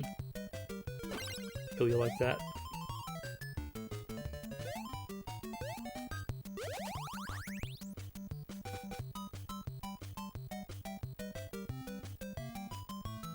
Get out of here. Okay, so you just jump to the next platform.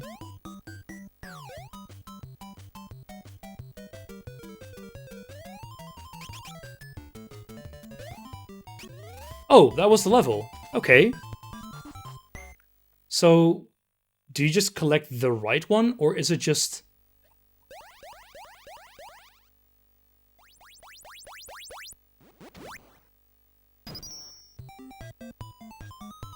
What?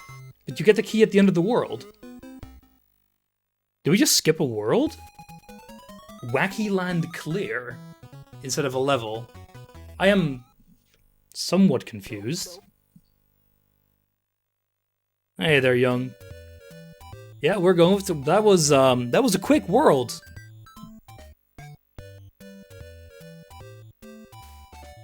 Suddenly we're somewhat back on track. Because this is the final world. How goes the Tiny Toons? It's going. It's certainly... I can't see shit. Okay, turn the light on, please. Chandeliered. It's very much a Mario clone, including all the... Okay, so you can't really run under that. With all the finickiness and crummy controls and hitboxes that you would expect.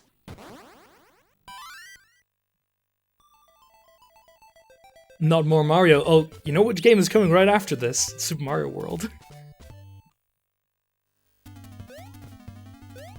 So how do I... Yeah, just wait a second. The question is, can I actually see... Police brutality.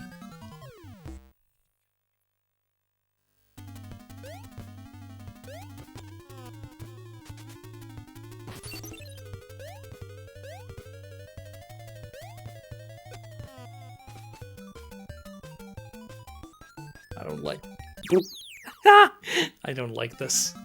Okay, so I think maybe going faster there is a bit better. But this is cruel.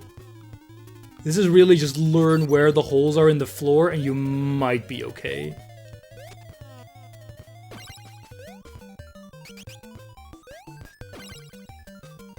Why are we in, like, Scrooge McDuck's world? So here we use the keys. Life? I'm not sure I like this. Oh, you need to slide there. You can do it. It's just a bit annoying, a bit finicky. How a gentle game like Mario can cause so much trauma. I think the issue is that a lot of people just haven't ever played it, and it's... I wouldn't say Mario 1, it's a really fun game. I really enjoy playing it, but it's a very much a game that is just much more crummy to control than you would expect. Wouldn't say it's bad, it's just worse than you'd expect.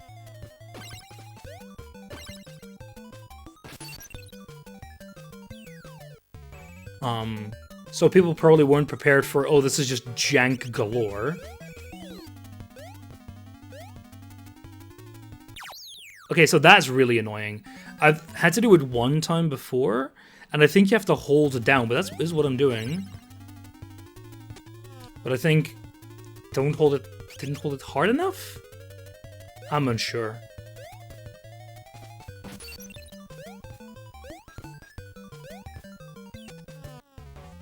Oh! Ah, darn, I thought I was gonna jump over that. So here comes the whole chat of people doing mockery. Oh no. It's the one thing that new people... Okay, that's not... People who are new to streaming don't often realize is that doing something with an audience suddenly becomes very difficult. Especially if you've never done it before. The circle of mockery. Oh yeah.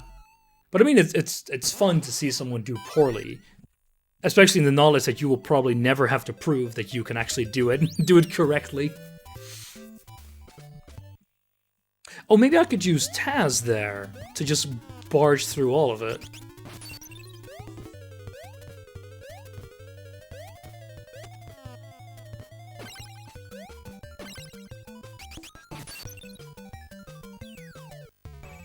Yeah, of course, but it's always like the thing that people might not realize at the start is that, oh, not only are you suddenly playing a game while commentating, you're also... So you just walked through... You just walk through it. Damn it.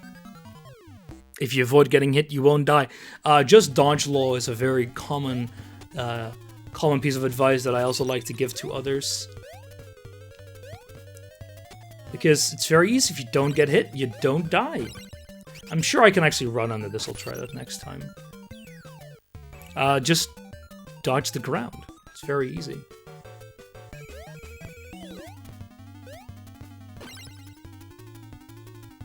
Okay, you cannot make that. No way. I'm pretty sure you have to wait for the guy to actually get through. No. Maybe if you're on the ground more, you can make it, but I'll just take it safe from now on.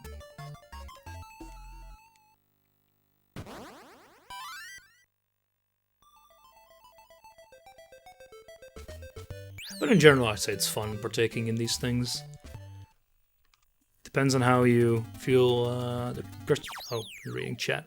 How much pressure you feel from streaming with the possibility of getting mocked. Yeah. Most other levels, you can actually just stand at the start and not die, but I forgot that that's not the case here. Oh, it's one further. Bonk. Bonk. But, it helps seeing others do poorly. I have to say, watching Nancy Drew really made me feel better about myself quite a bit.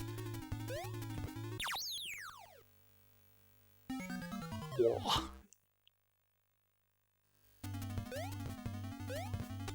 When you complete a level, that was intentional, I just wanted to get the lives back. When you complete a level, you do get a life, I think. The darkness effect is certainly one that would be interesting to learn how they do it here. Probably mark certain things as... It's possible they aren't actually sprites, just backgrounds.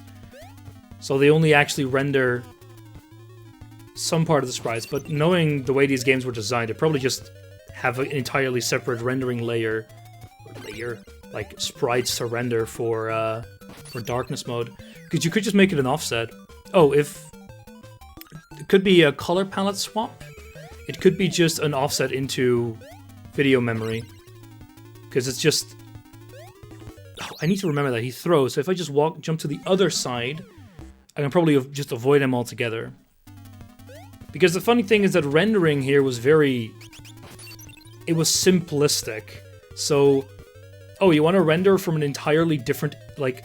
Damn it, sprite sheet? Just change the index. Just add, like, I don't know, a few... a bunch of Fs. And there you go. You got your entirely new sprite sheet.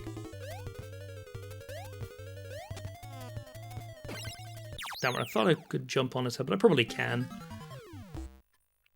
This is just finicky. Very small corridors, but I'm also annoyed I can't get past the second bit because it's insta-kill. Pwah.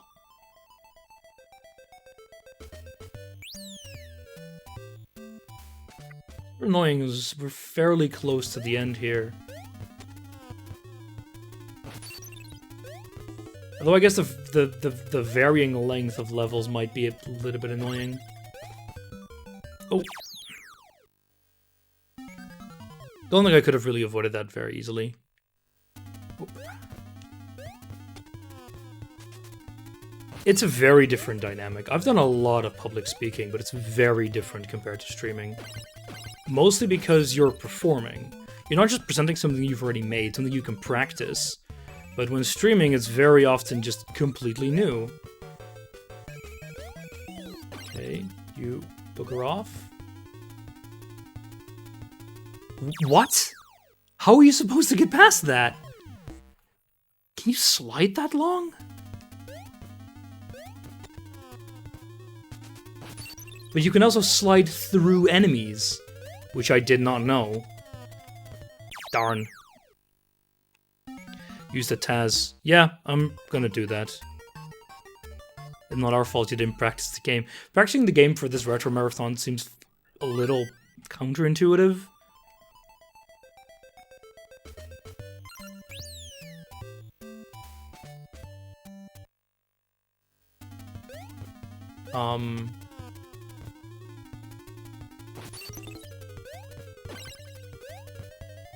Anyway, we'll try it. Oh, yeah. Should have jumped there a bit more. Refereeing is also straight up tough. I've only done that sort of thing with judging debating competitions, which is stressful in a different way, because I thought I jumped far enough to the side, but the answer was no. I'm just quickly gonna get my lives back. The thing is, a lot of different flavors of being in public are very different, and streaming especially is one where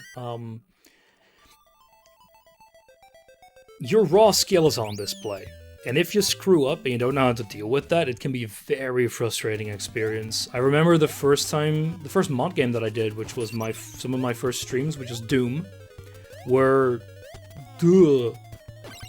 they were something alright. I'm pretty sure this level is going to be quite long, because we have all the... Oh. Yeah, so this jump is a little bit different. Bloody hell. Can you slide under the chandelier? Hmm? Maybe. Actually, yes. I'm gonna quickly... Oh, come on. I'm gonna try to slide... with this guy at the end to see. Very used to holding down B to run faster, but it's the spinning move here with this guy.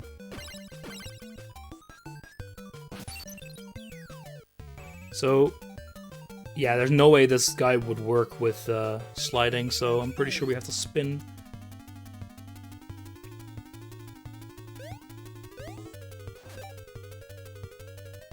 I'm gonna wait for it to recharge. I'm gonna take this a bit slower.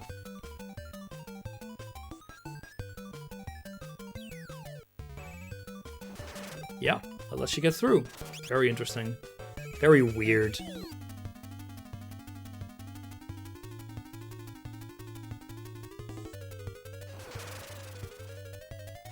Good. Oh boy. Oh, why do you come back from the side? Oh, bollocks. That would have been very finicky. I probably have to jump under his throw and jump onto his head. It depends on what game it is, really. There are titles where it is just talking over gameplay, especially when you know the game in and out. Or it's rather, I won't say self-explanatory, but it doesn't require a lot of thinking, just skill. I think I did walk left and respawn him, yeah.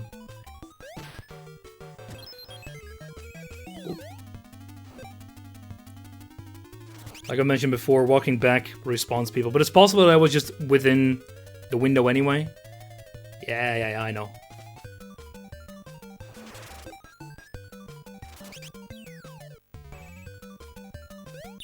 Darn. Darn, darn, darn. I thought I could jump on his head.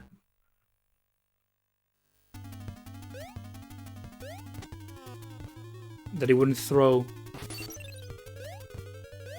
So I think they very much throw at predetermined moments. Oh, come on. He did that attack he always does. Yeah, it's only in a very crammed space. With, as far as I know, darn, semi-inconsistent timing. Thought you were playing a game with a light gun. That's later. Time Crisis is the 3rd of December, I think.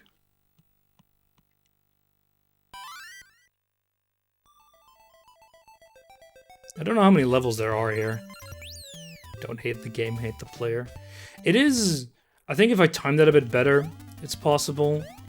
I might be able to walk through all of it. With the second batch. If I order it slightly different.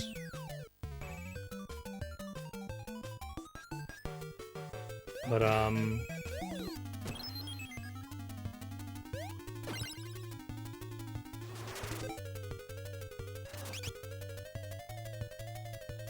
second potato, close enough. Okay. No way I'm gonna make that in time, but I think now the guy from the left might respawn. Oof. Griffins. Ah, I thought I could walk under it. It's such a small window to walk under that, though. Because I...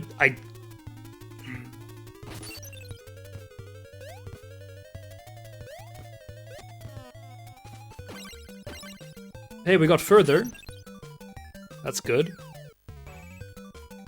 Why are there so many viewers? Because I'm being hosted on Jake Moreno. Oh! Yeah. I should have... I pressed jump button, but it was already too late. Indecisiveness kills. Yep. As does haste. Both are very correct, unfortunately. But I'm slowly learning. Yeah, there's a big retro-a-thon where a ton of people are... Plug the game marathon for your viewers. So Jake is hosting a very large retro-a-thon where every single game... Okay, not every single, but every single letter of the alphabet from A to Z is being played on the NES, SNES, and PlayStation 1. Oh, it... What? Was it just not fully charged? I think I was a fraction too late there. I pressed B. Well, you can't hear it, but I did. But I think I was just a tiny bit too late. How does he do it? Very poorly, that's very true. Yes, I know. The clock is chasing me. Oh, Why is that different than before? I don't know. I'm unsure. Normally I can just bounce on both their heads and then I take care of both of them. Like that. Even with Taz, where you can't run, that was working. It wouldn't be as entertaining if you... Exactly.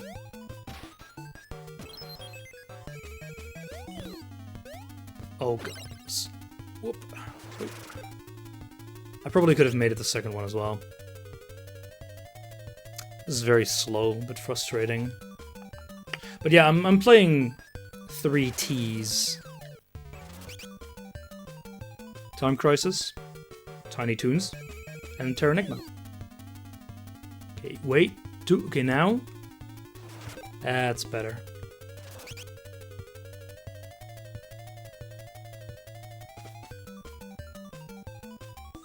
I'm never getting your channel back.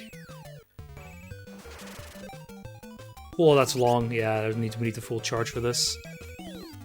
How would you do this with Buster? I cannot imagine this would work with anyone but Taz. We did it! I don't like this though. What happens? Oh, bollocks.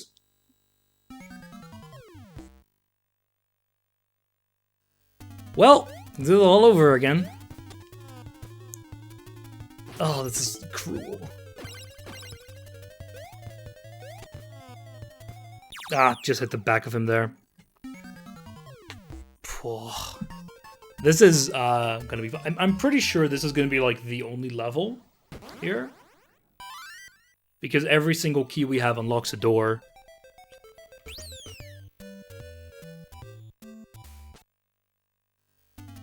So we have 3 more doors, so 3 more sections to go through. Oink, it's this one.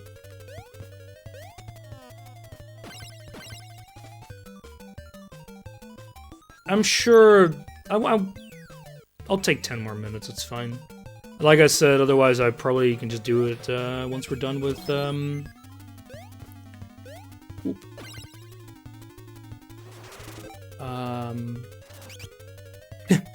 I don't expect to be done before 12 hours with Terra Enigma, but I could, like I said, there's a level select, so we can do it some other time fairly easily. We do deserve the orange, though. That's the not completed, right? I think it's all. Okay. Bloody hell. The stupid thing is, every single time that we, reach the end, I have to go all the way back to the start. People do their game in one single VOD. I can edit them together. It shouldn't be that difficult. Whoop. What do we have?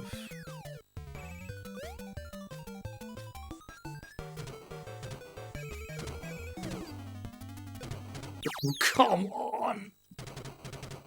This is horrible. This is absolutely horrible. The fact that you don't get a life here as well, it really doesn't help.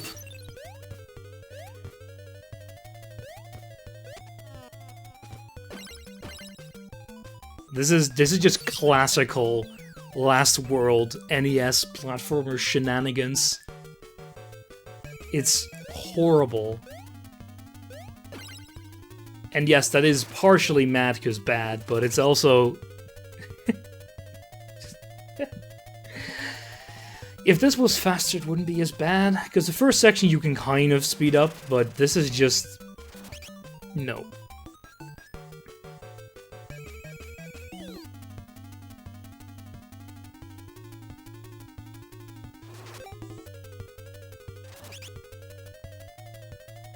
Gotta say, it's really exciting gameplay here. This really makes me pumped for the rest of this world.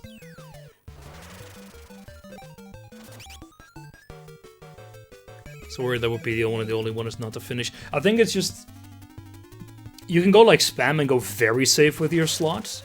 Or you could do what I did and just said, okay, it'll probably be sort of okay for 2 hours. And this would have been fine if I didn't spend like half an hour on that one other world. Probably would have been okay.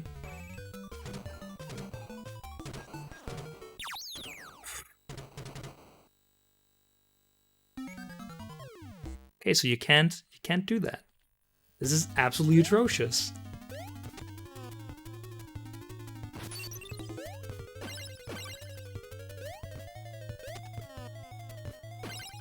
Just not far enough. Oh, you took over Heldenslot's. Ah, okay. If I was better at this game, I wouldn't have taken a lot. If I knew what I was doing, it would have been better. If I had, I don't know, watched the walkthrough, or something else, probably would have known. But I don't, so we're stuck here with this horrible, horrible trash of a level. Ah.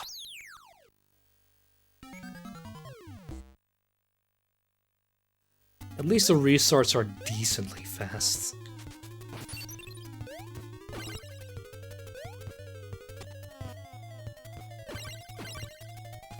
You're better than this. There's no breathing to be done. The thing is that we can't really try that section very often because it's very slow to get there. Like, I don't mind that per se, but it's very much a trial and error thing, and we can't trial it very often. Yeah, so the last one allows you to walk onto walls or climb up walls a bit. The thing is, I don't know how I would get... Oh, bloody hell. Throw. Get out of here. I don't know how to... We have, like, a single attempt to try that each time, which makes it very finicky. But, I'll try this for 10 more minutes. I don't know if we have our next person lined up yet.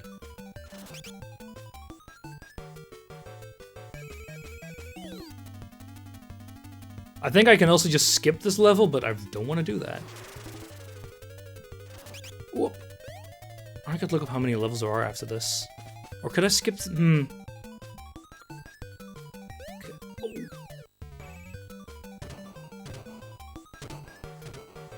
Oh, I thought I could... This is very annoying. Oh, let's go do that all over again.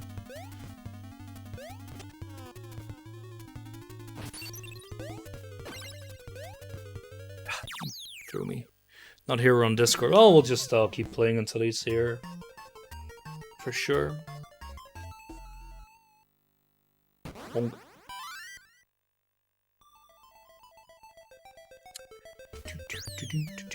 Because the last character, I don't know how he would get past the spikes. I think he would be better for the last one, but I don't know how to do the other one.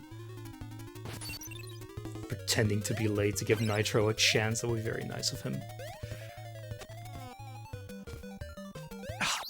Thought it was a little bit on time. No, he's on Discord.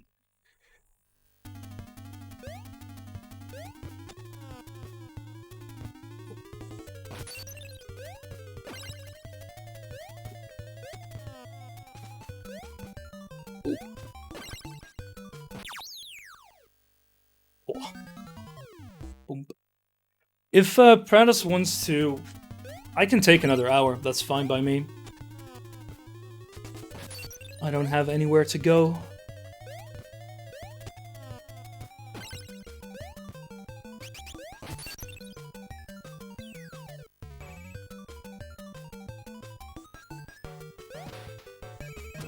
It's very odd level design. There wasn't. Yeah, well, the thing is that the design philosophy was still very much around. So it's very much just unfair level design all around.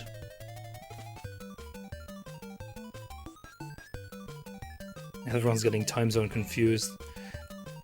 Has some of the world not yet switched to wintertime? It's possible that's an issue, because I know America takes a different date for that. But yeah, this is just primo terrible level design for a first time.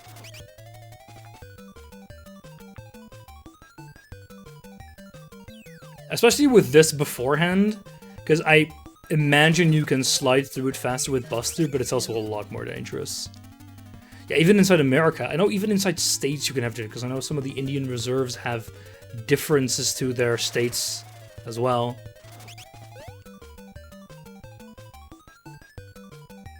A half-life. Yeah, I know offsets are really strange.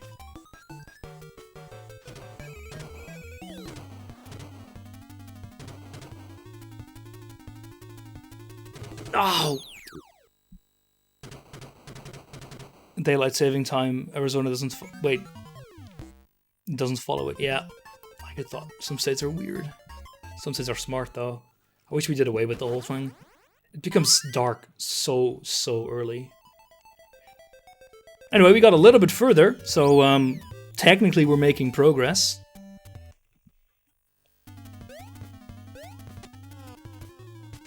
Thing is, I kind of like this dark thing. I kind of wish it lasted a bit longer instead of just going over to crummy spikes or that horrible section afterwards. Oh, it is. We've been there a few times now. And the stupid thing is that it's insta-kill. We don't get a heart. So if we die, it's back to the start. And this is very slow. I'm waiting here to not spawn the next guy.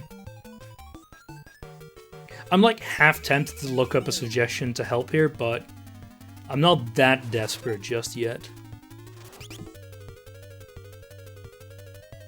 Confirmed Nitro does not have a heart. I'm Dutch. We have a sack of gold there.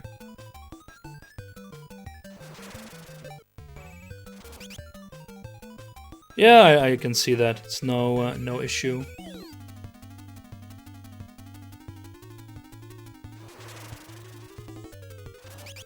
Anyway, we're back here again.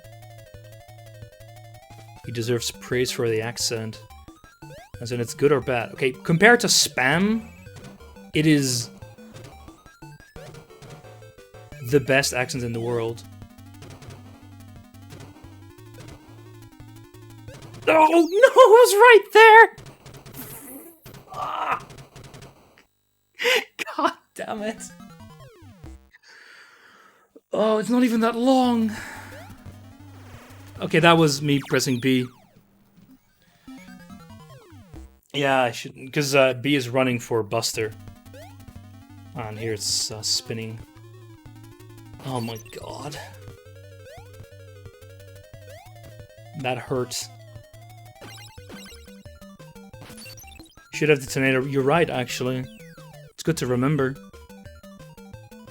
You sound perfectly intelligible to me. I can hear the pain and anguish as clear as crystal.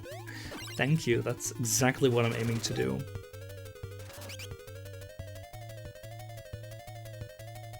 So I've pretty much no Dutch in at all, but since I moved to Germany, it's come back a bit. But German... You know, it's German. Doesn't surprise me. That's why, as you can see, your progress just whisk away. But, I'm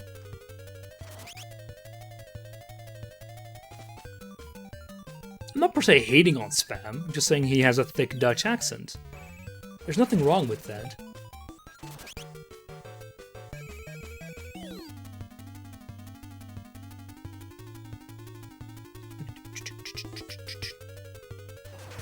And I embraced it. Yes, you do that part very well. I am glad that we are all here to enjoy it together. That just sounds stilted.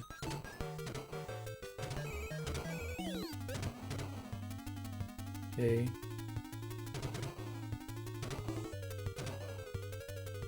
No!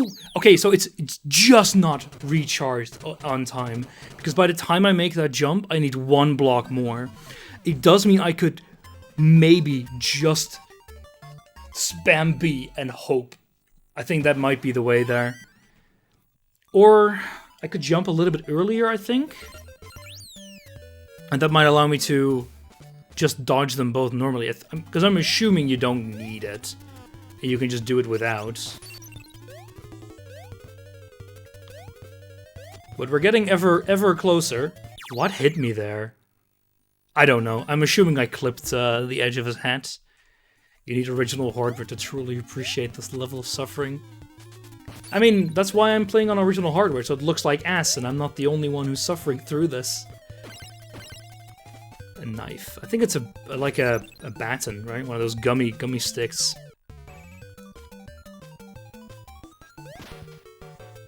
Because they are guards.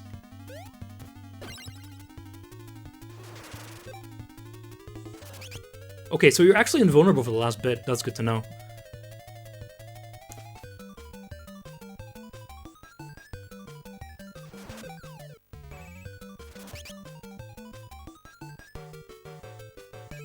On French or German accent. My German accent is horrible. Although I like to think that when I speak German, my Dutch accent isn't that bad, but I've been told I sound like Swiss people when I speak German, which is strange, mostly.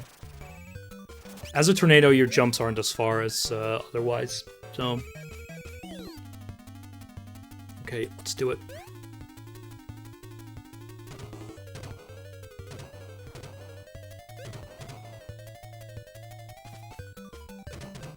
Now I got hit there. I'm guessing that before I need to do just a teeny tiny bit earlier. Ugh. Oh, this is horrible.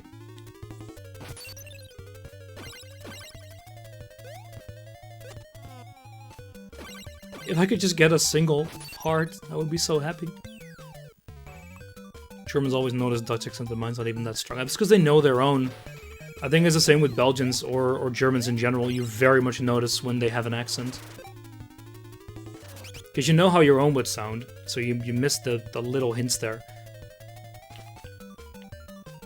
But,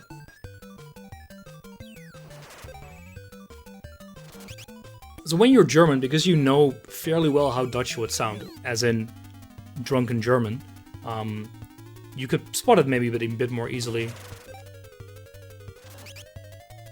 compared to if you're English. Yeah, it's a bit, yeah.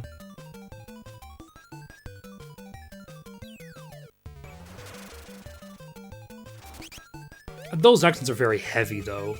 And because they're all English, you would recognize them a bit more easily. Like, say if an Australian, an English person, and an American would speak German, it might be a lot more difficult. Oh my... Too early. Ah. This is so frustrating. This whole section is just horrible shit.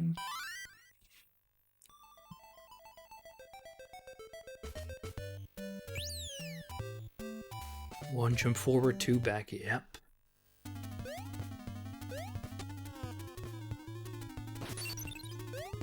Ah. I need to jump in between the two. You can jump over both of them, or you can jump on the head of the second guy, but you need to jump later. And I didn't go back far enough, or fast enough. I love it. I'm loving it. Absolutely fantastic. The worst part is, depending on how this is set up, if we ever get to the end with, say, 0 lives left... Oh my god, the sprite was still there. If you ever end up on the next level with 0 lives and we die, we have to do it all over again.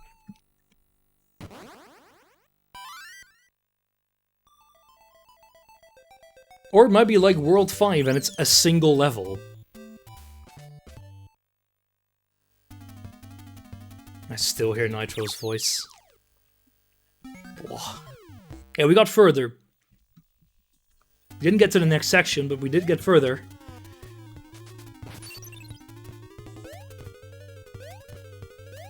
We have now died twice to the very last fish shooter, I think.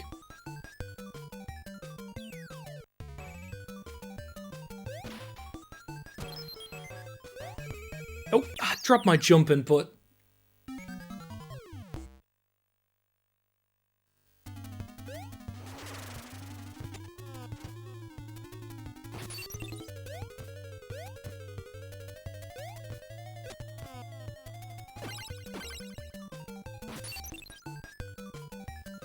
Why can't this be like Lost Levels, where you just restart at the start of a level if you die?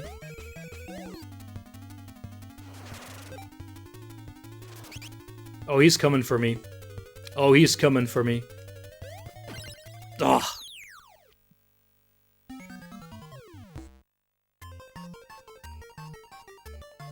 I walked too forward to spawn him. Better off with some embalming. I'm not dead yet.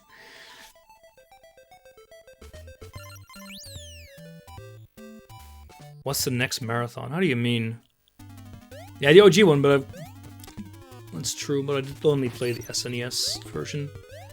The next game in the marathon for me is going to be Terranigma, which is going to be... Oh boy, no, I fucked up. Yeah. It's going to be Monday morning.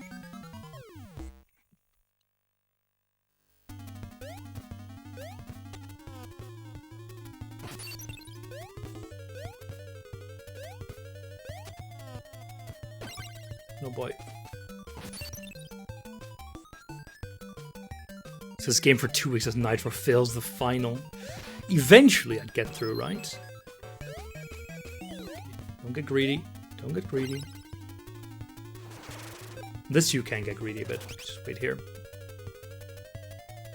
10 hours of Terranigma. Well, I'm going to play Terranigma first, and then I'm going to be doing Tiny Toons if I somehow manage to finish earlier, I'll be finishing up Tiny Toons.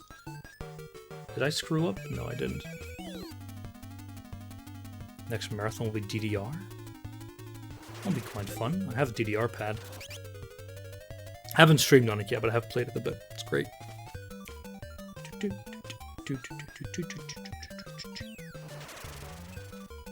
Right, time for fishy again. I think they're fish shooters.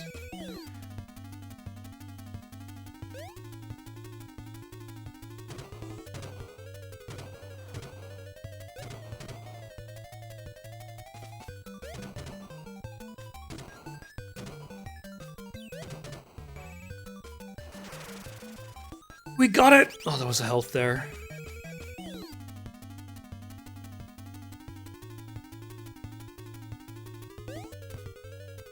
Oh, no! Of course there's more. There's 2 more sections. Look at the amount of keys we have. Every one of those doors consumed a single key. Oh, this is horrible.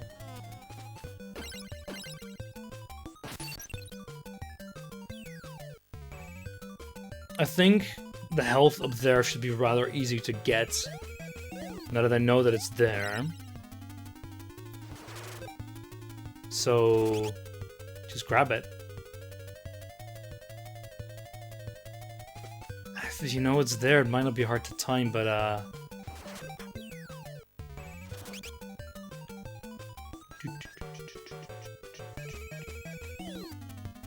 what a sound. Yeah, probably gonna hear that a bit more, depending on how horrible the rest of this level is gonna be. The stupid thing is, here I know I can take it slow and do it, but it's like I said, slow. For the next section, I don't think you can do that.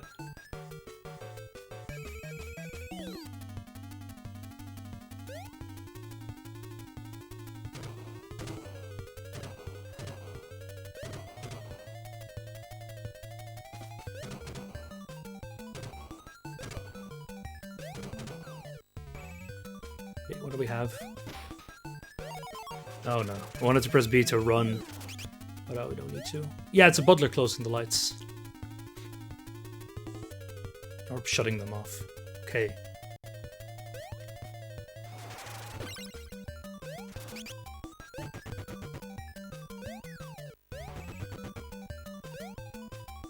I don't like this.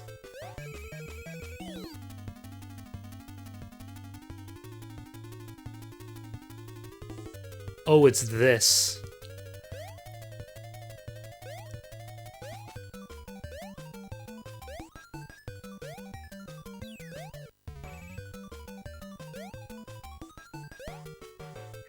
Oh boy.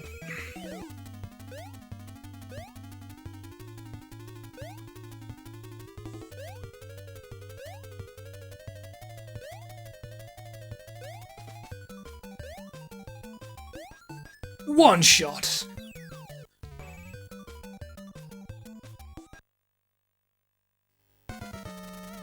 It's the boss. I don't know what to do.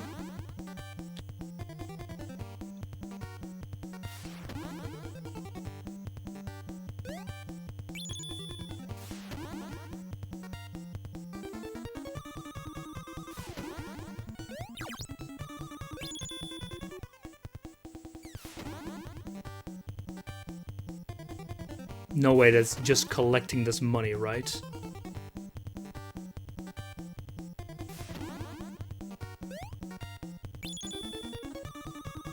Oh, I think I kind of know what it is, actually.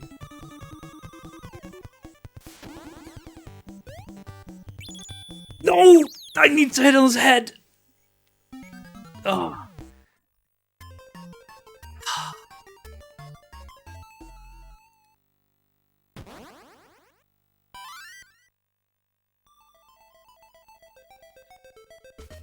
Actually got to the final boss.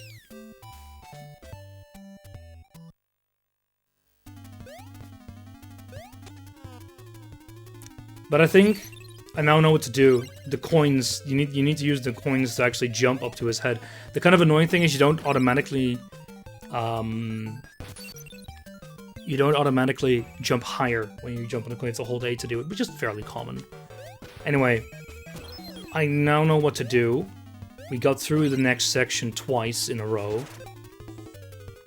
The section afterwards is not too difficult. I think I can do this within 10 more minutes or so. No damage boosting. When you jump on top of the coin, you don't take damage. It's only when you take... It's not a collectible, it's like an enemy. 10 minutes. Well, it confirms what I thought, is that this is actually the final level, and there's not 3 more after. The only thing I don't know, I'm pretty sure that if I die to Montoya Max, I still have to do this all over again. However, if I play it right, I can keep the heart.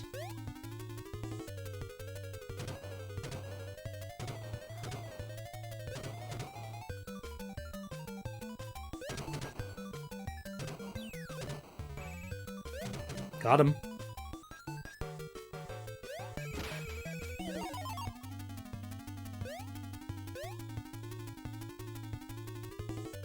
Okay, section 3 again.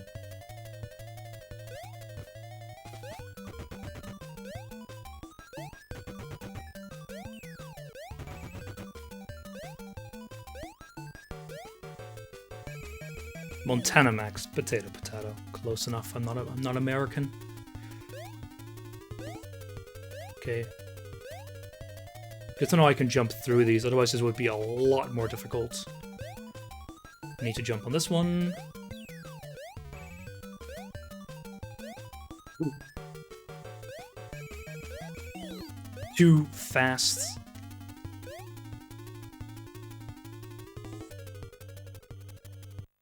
Let's try it again.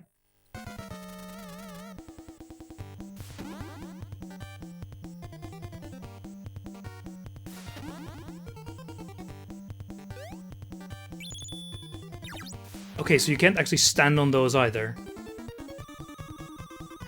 And so you have to wait a bit and do it like... bonk.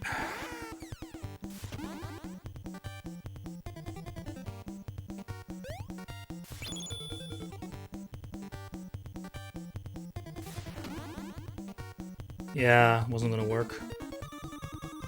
Oh boy, I don't like this. Oh my god.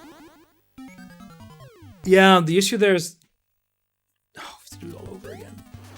The issue there is, the coins. Just dodging them is a bit of a pain. Is he ready? I can ask him if it's okay, and I'll take 10 more minutes. 9 more to play until 12:30. We're right at the boss, though. That is very frustrating. And of course, we have to do this all over again.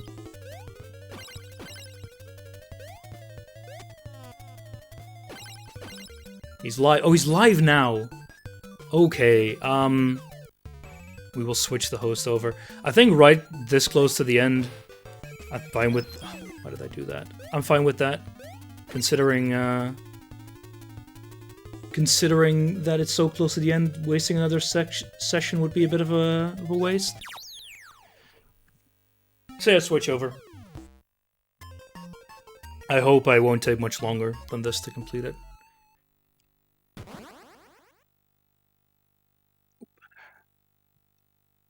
God, I hate these final levels, where they're designed to just eat up so much of your time.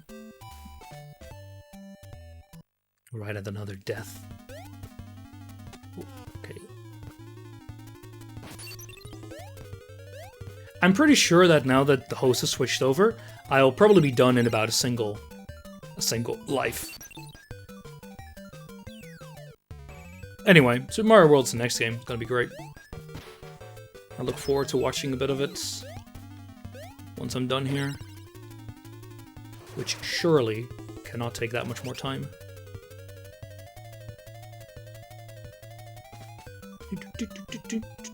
And now the Jake chat's gonna make no sense though, but I'm sure we'll survive.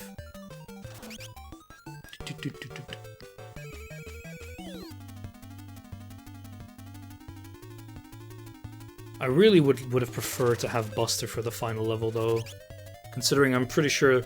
Oh, I should have used the spin attack there, of course. I should have just used the spin attack there, because that would have allowed me to just go through the coins. I'll remember for next time. Gotten quite good. The lift section is still... I don't like it. It still feels a bit too much out of my control. Mostly because right there, super close. Oh, he's shooting money bags. Nice.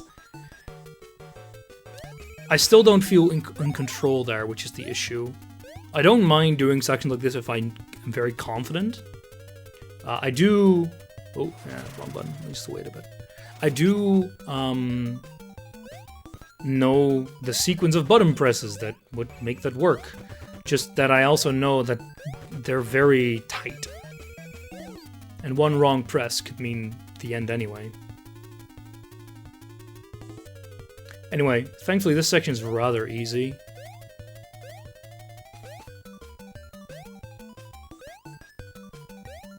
So it's time to do the boss again. This one we have the health.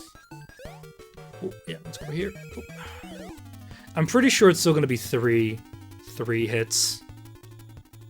Anyway, let's do this again.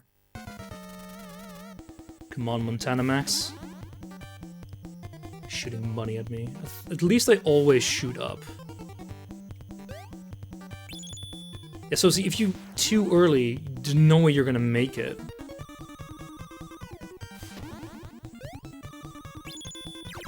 Oh, that! Oh my god! You gotta be kidding! You gotta be joking!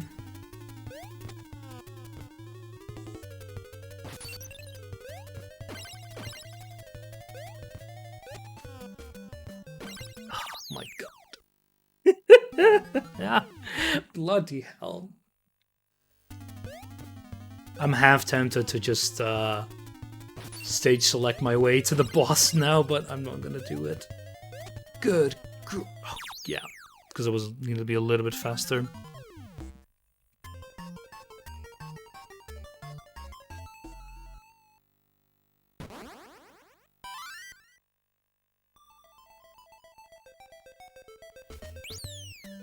The package that arrived, by the way, that I had to leave a bit for was SSD. Got a Black Friday deal one for my potentially new computer at some point. Good grief. Not sure I'm gonna actually reinstall yet. I am very averse to moving a old SSD into a new system without a full reinstall. I'd like to do that.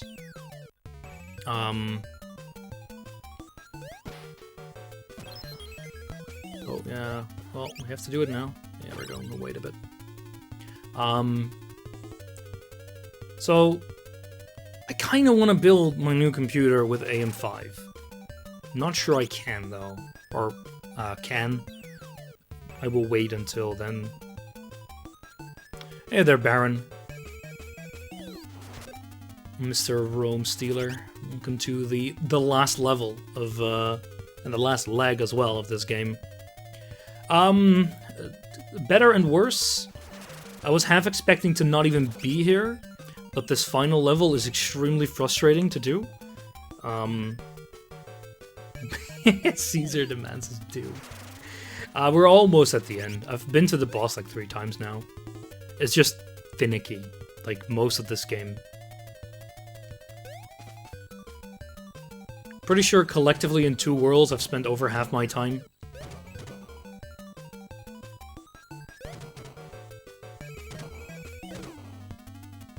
There we go.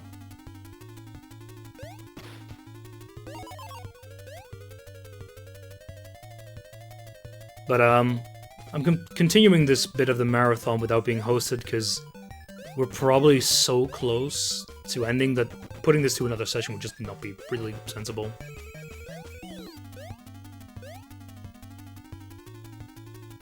But once it's done, I'm gonna order some food, some dinner, Patreon streams tonight. Tomorrow's gonna be a busy day. Either more MP, pen and paper. And of course, I have something fun, as aka 12-hour turning my run. Right after it, time for the final boss again. My hands aren't getting sweaty, but they're getting close. Jump on his head twice. Have to jump on a coin to even get that height.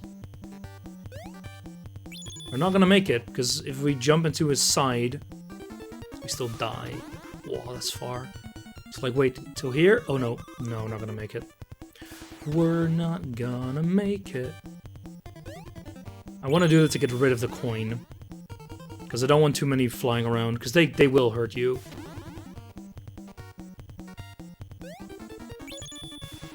There we go.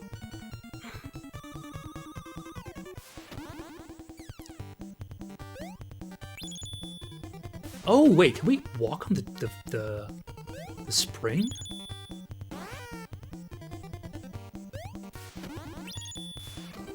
Oh, we can walk on the gloves! I didn't know that! We did it! Finally, it only took like... If I'd gotten the 10 minutes, we would have done it, but no. So close at next to the end. We did it.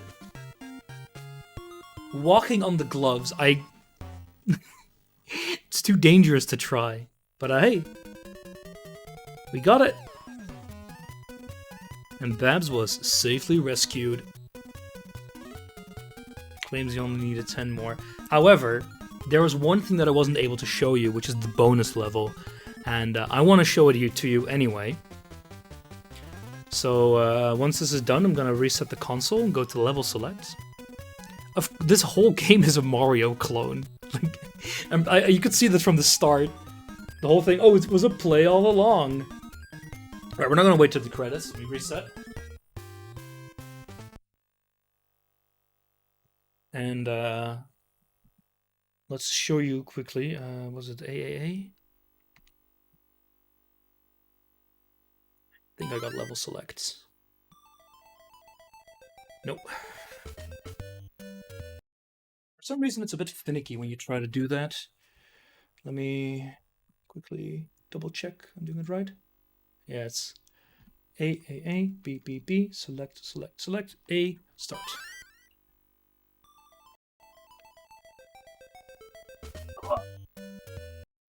I don't know why. It's just a pain to do. But it's pretty fun, the bonus level that we didn't get. You get it when you finish a world with a multiple of 11 carrots, and then you get taken away by Duck Vader. I don't know how they got away with this, but they did.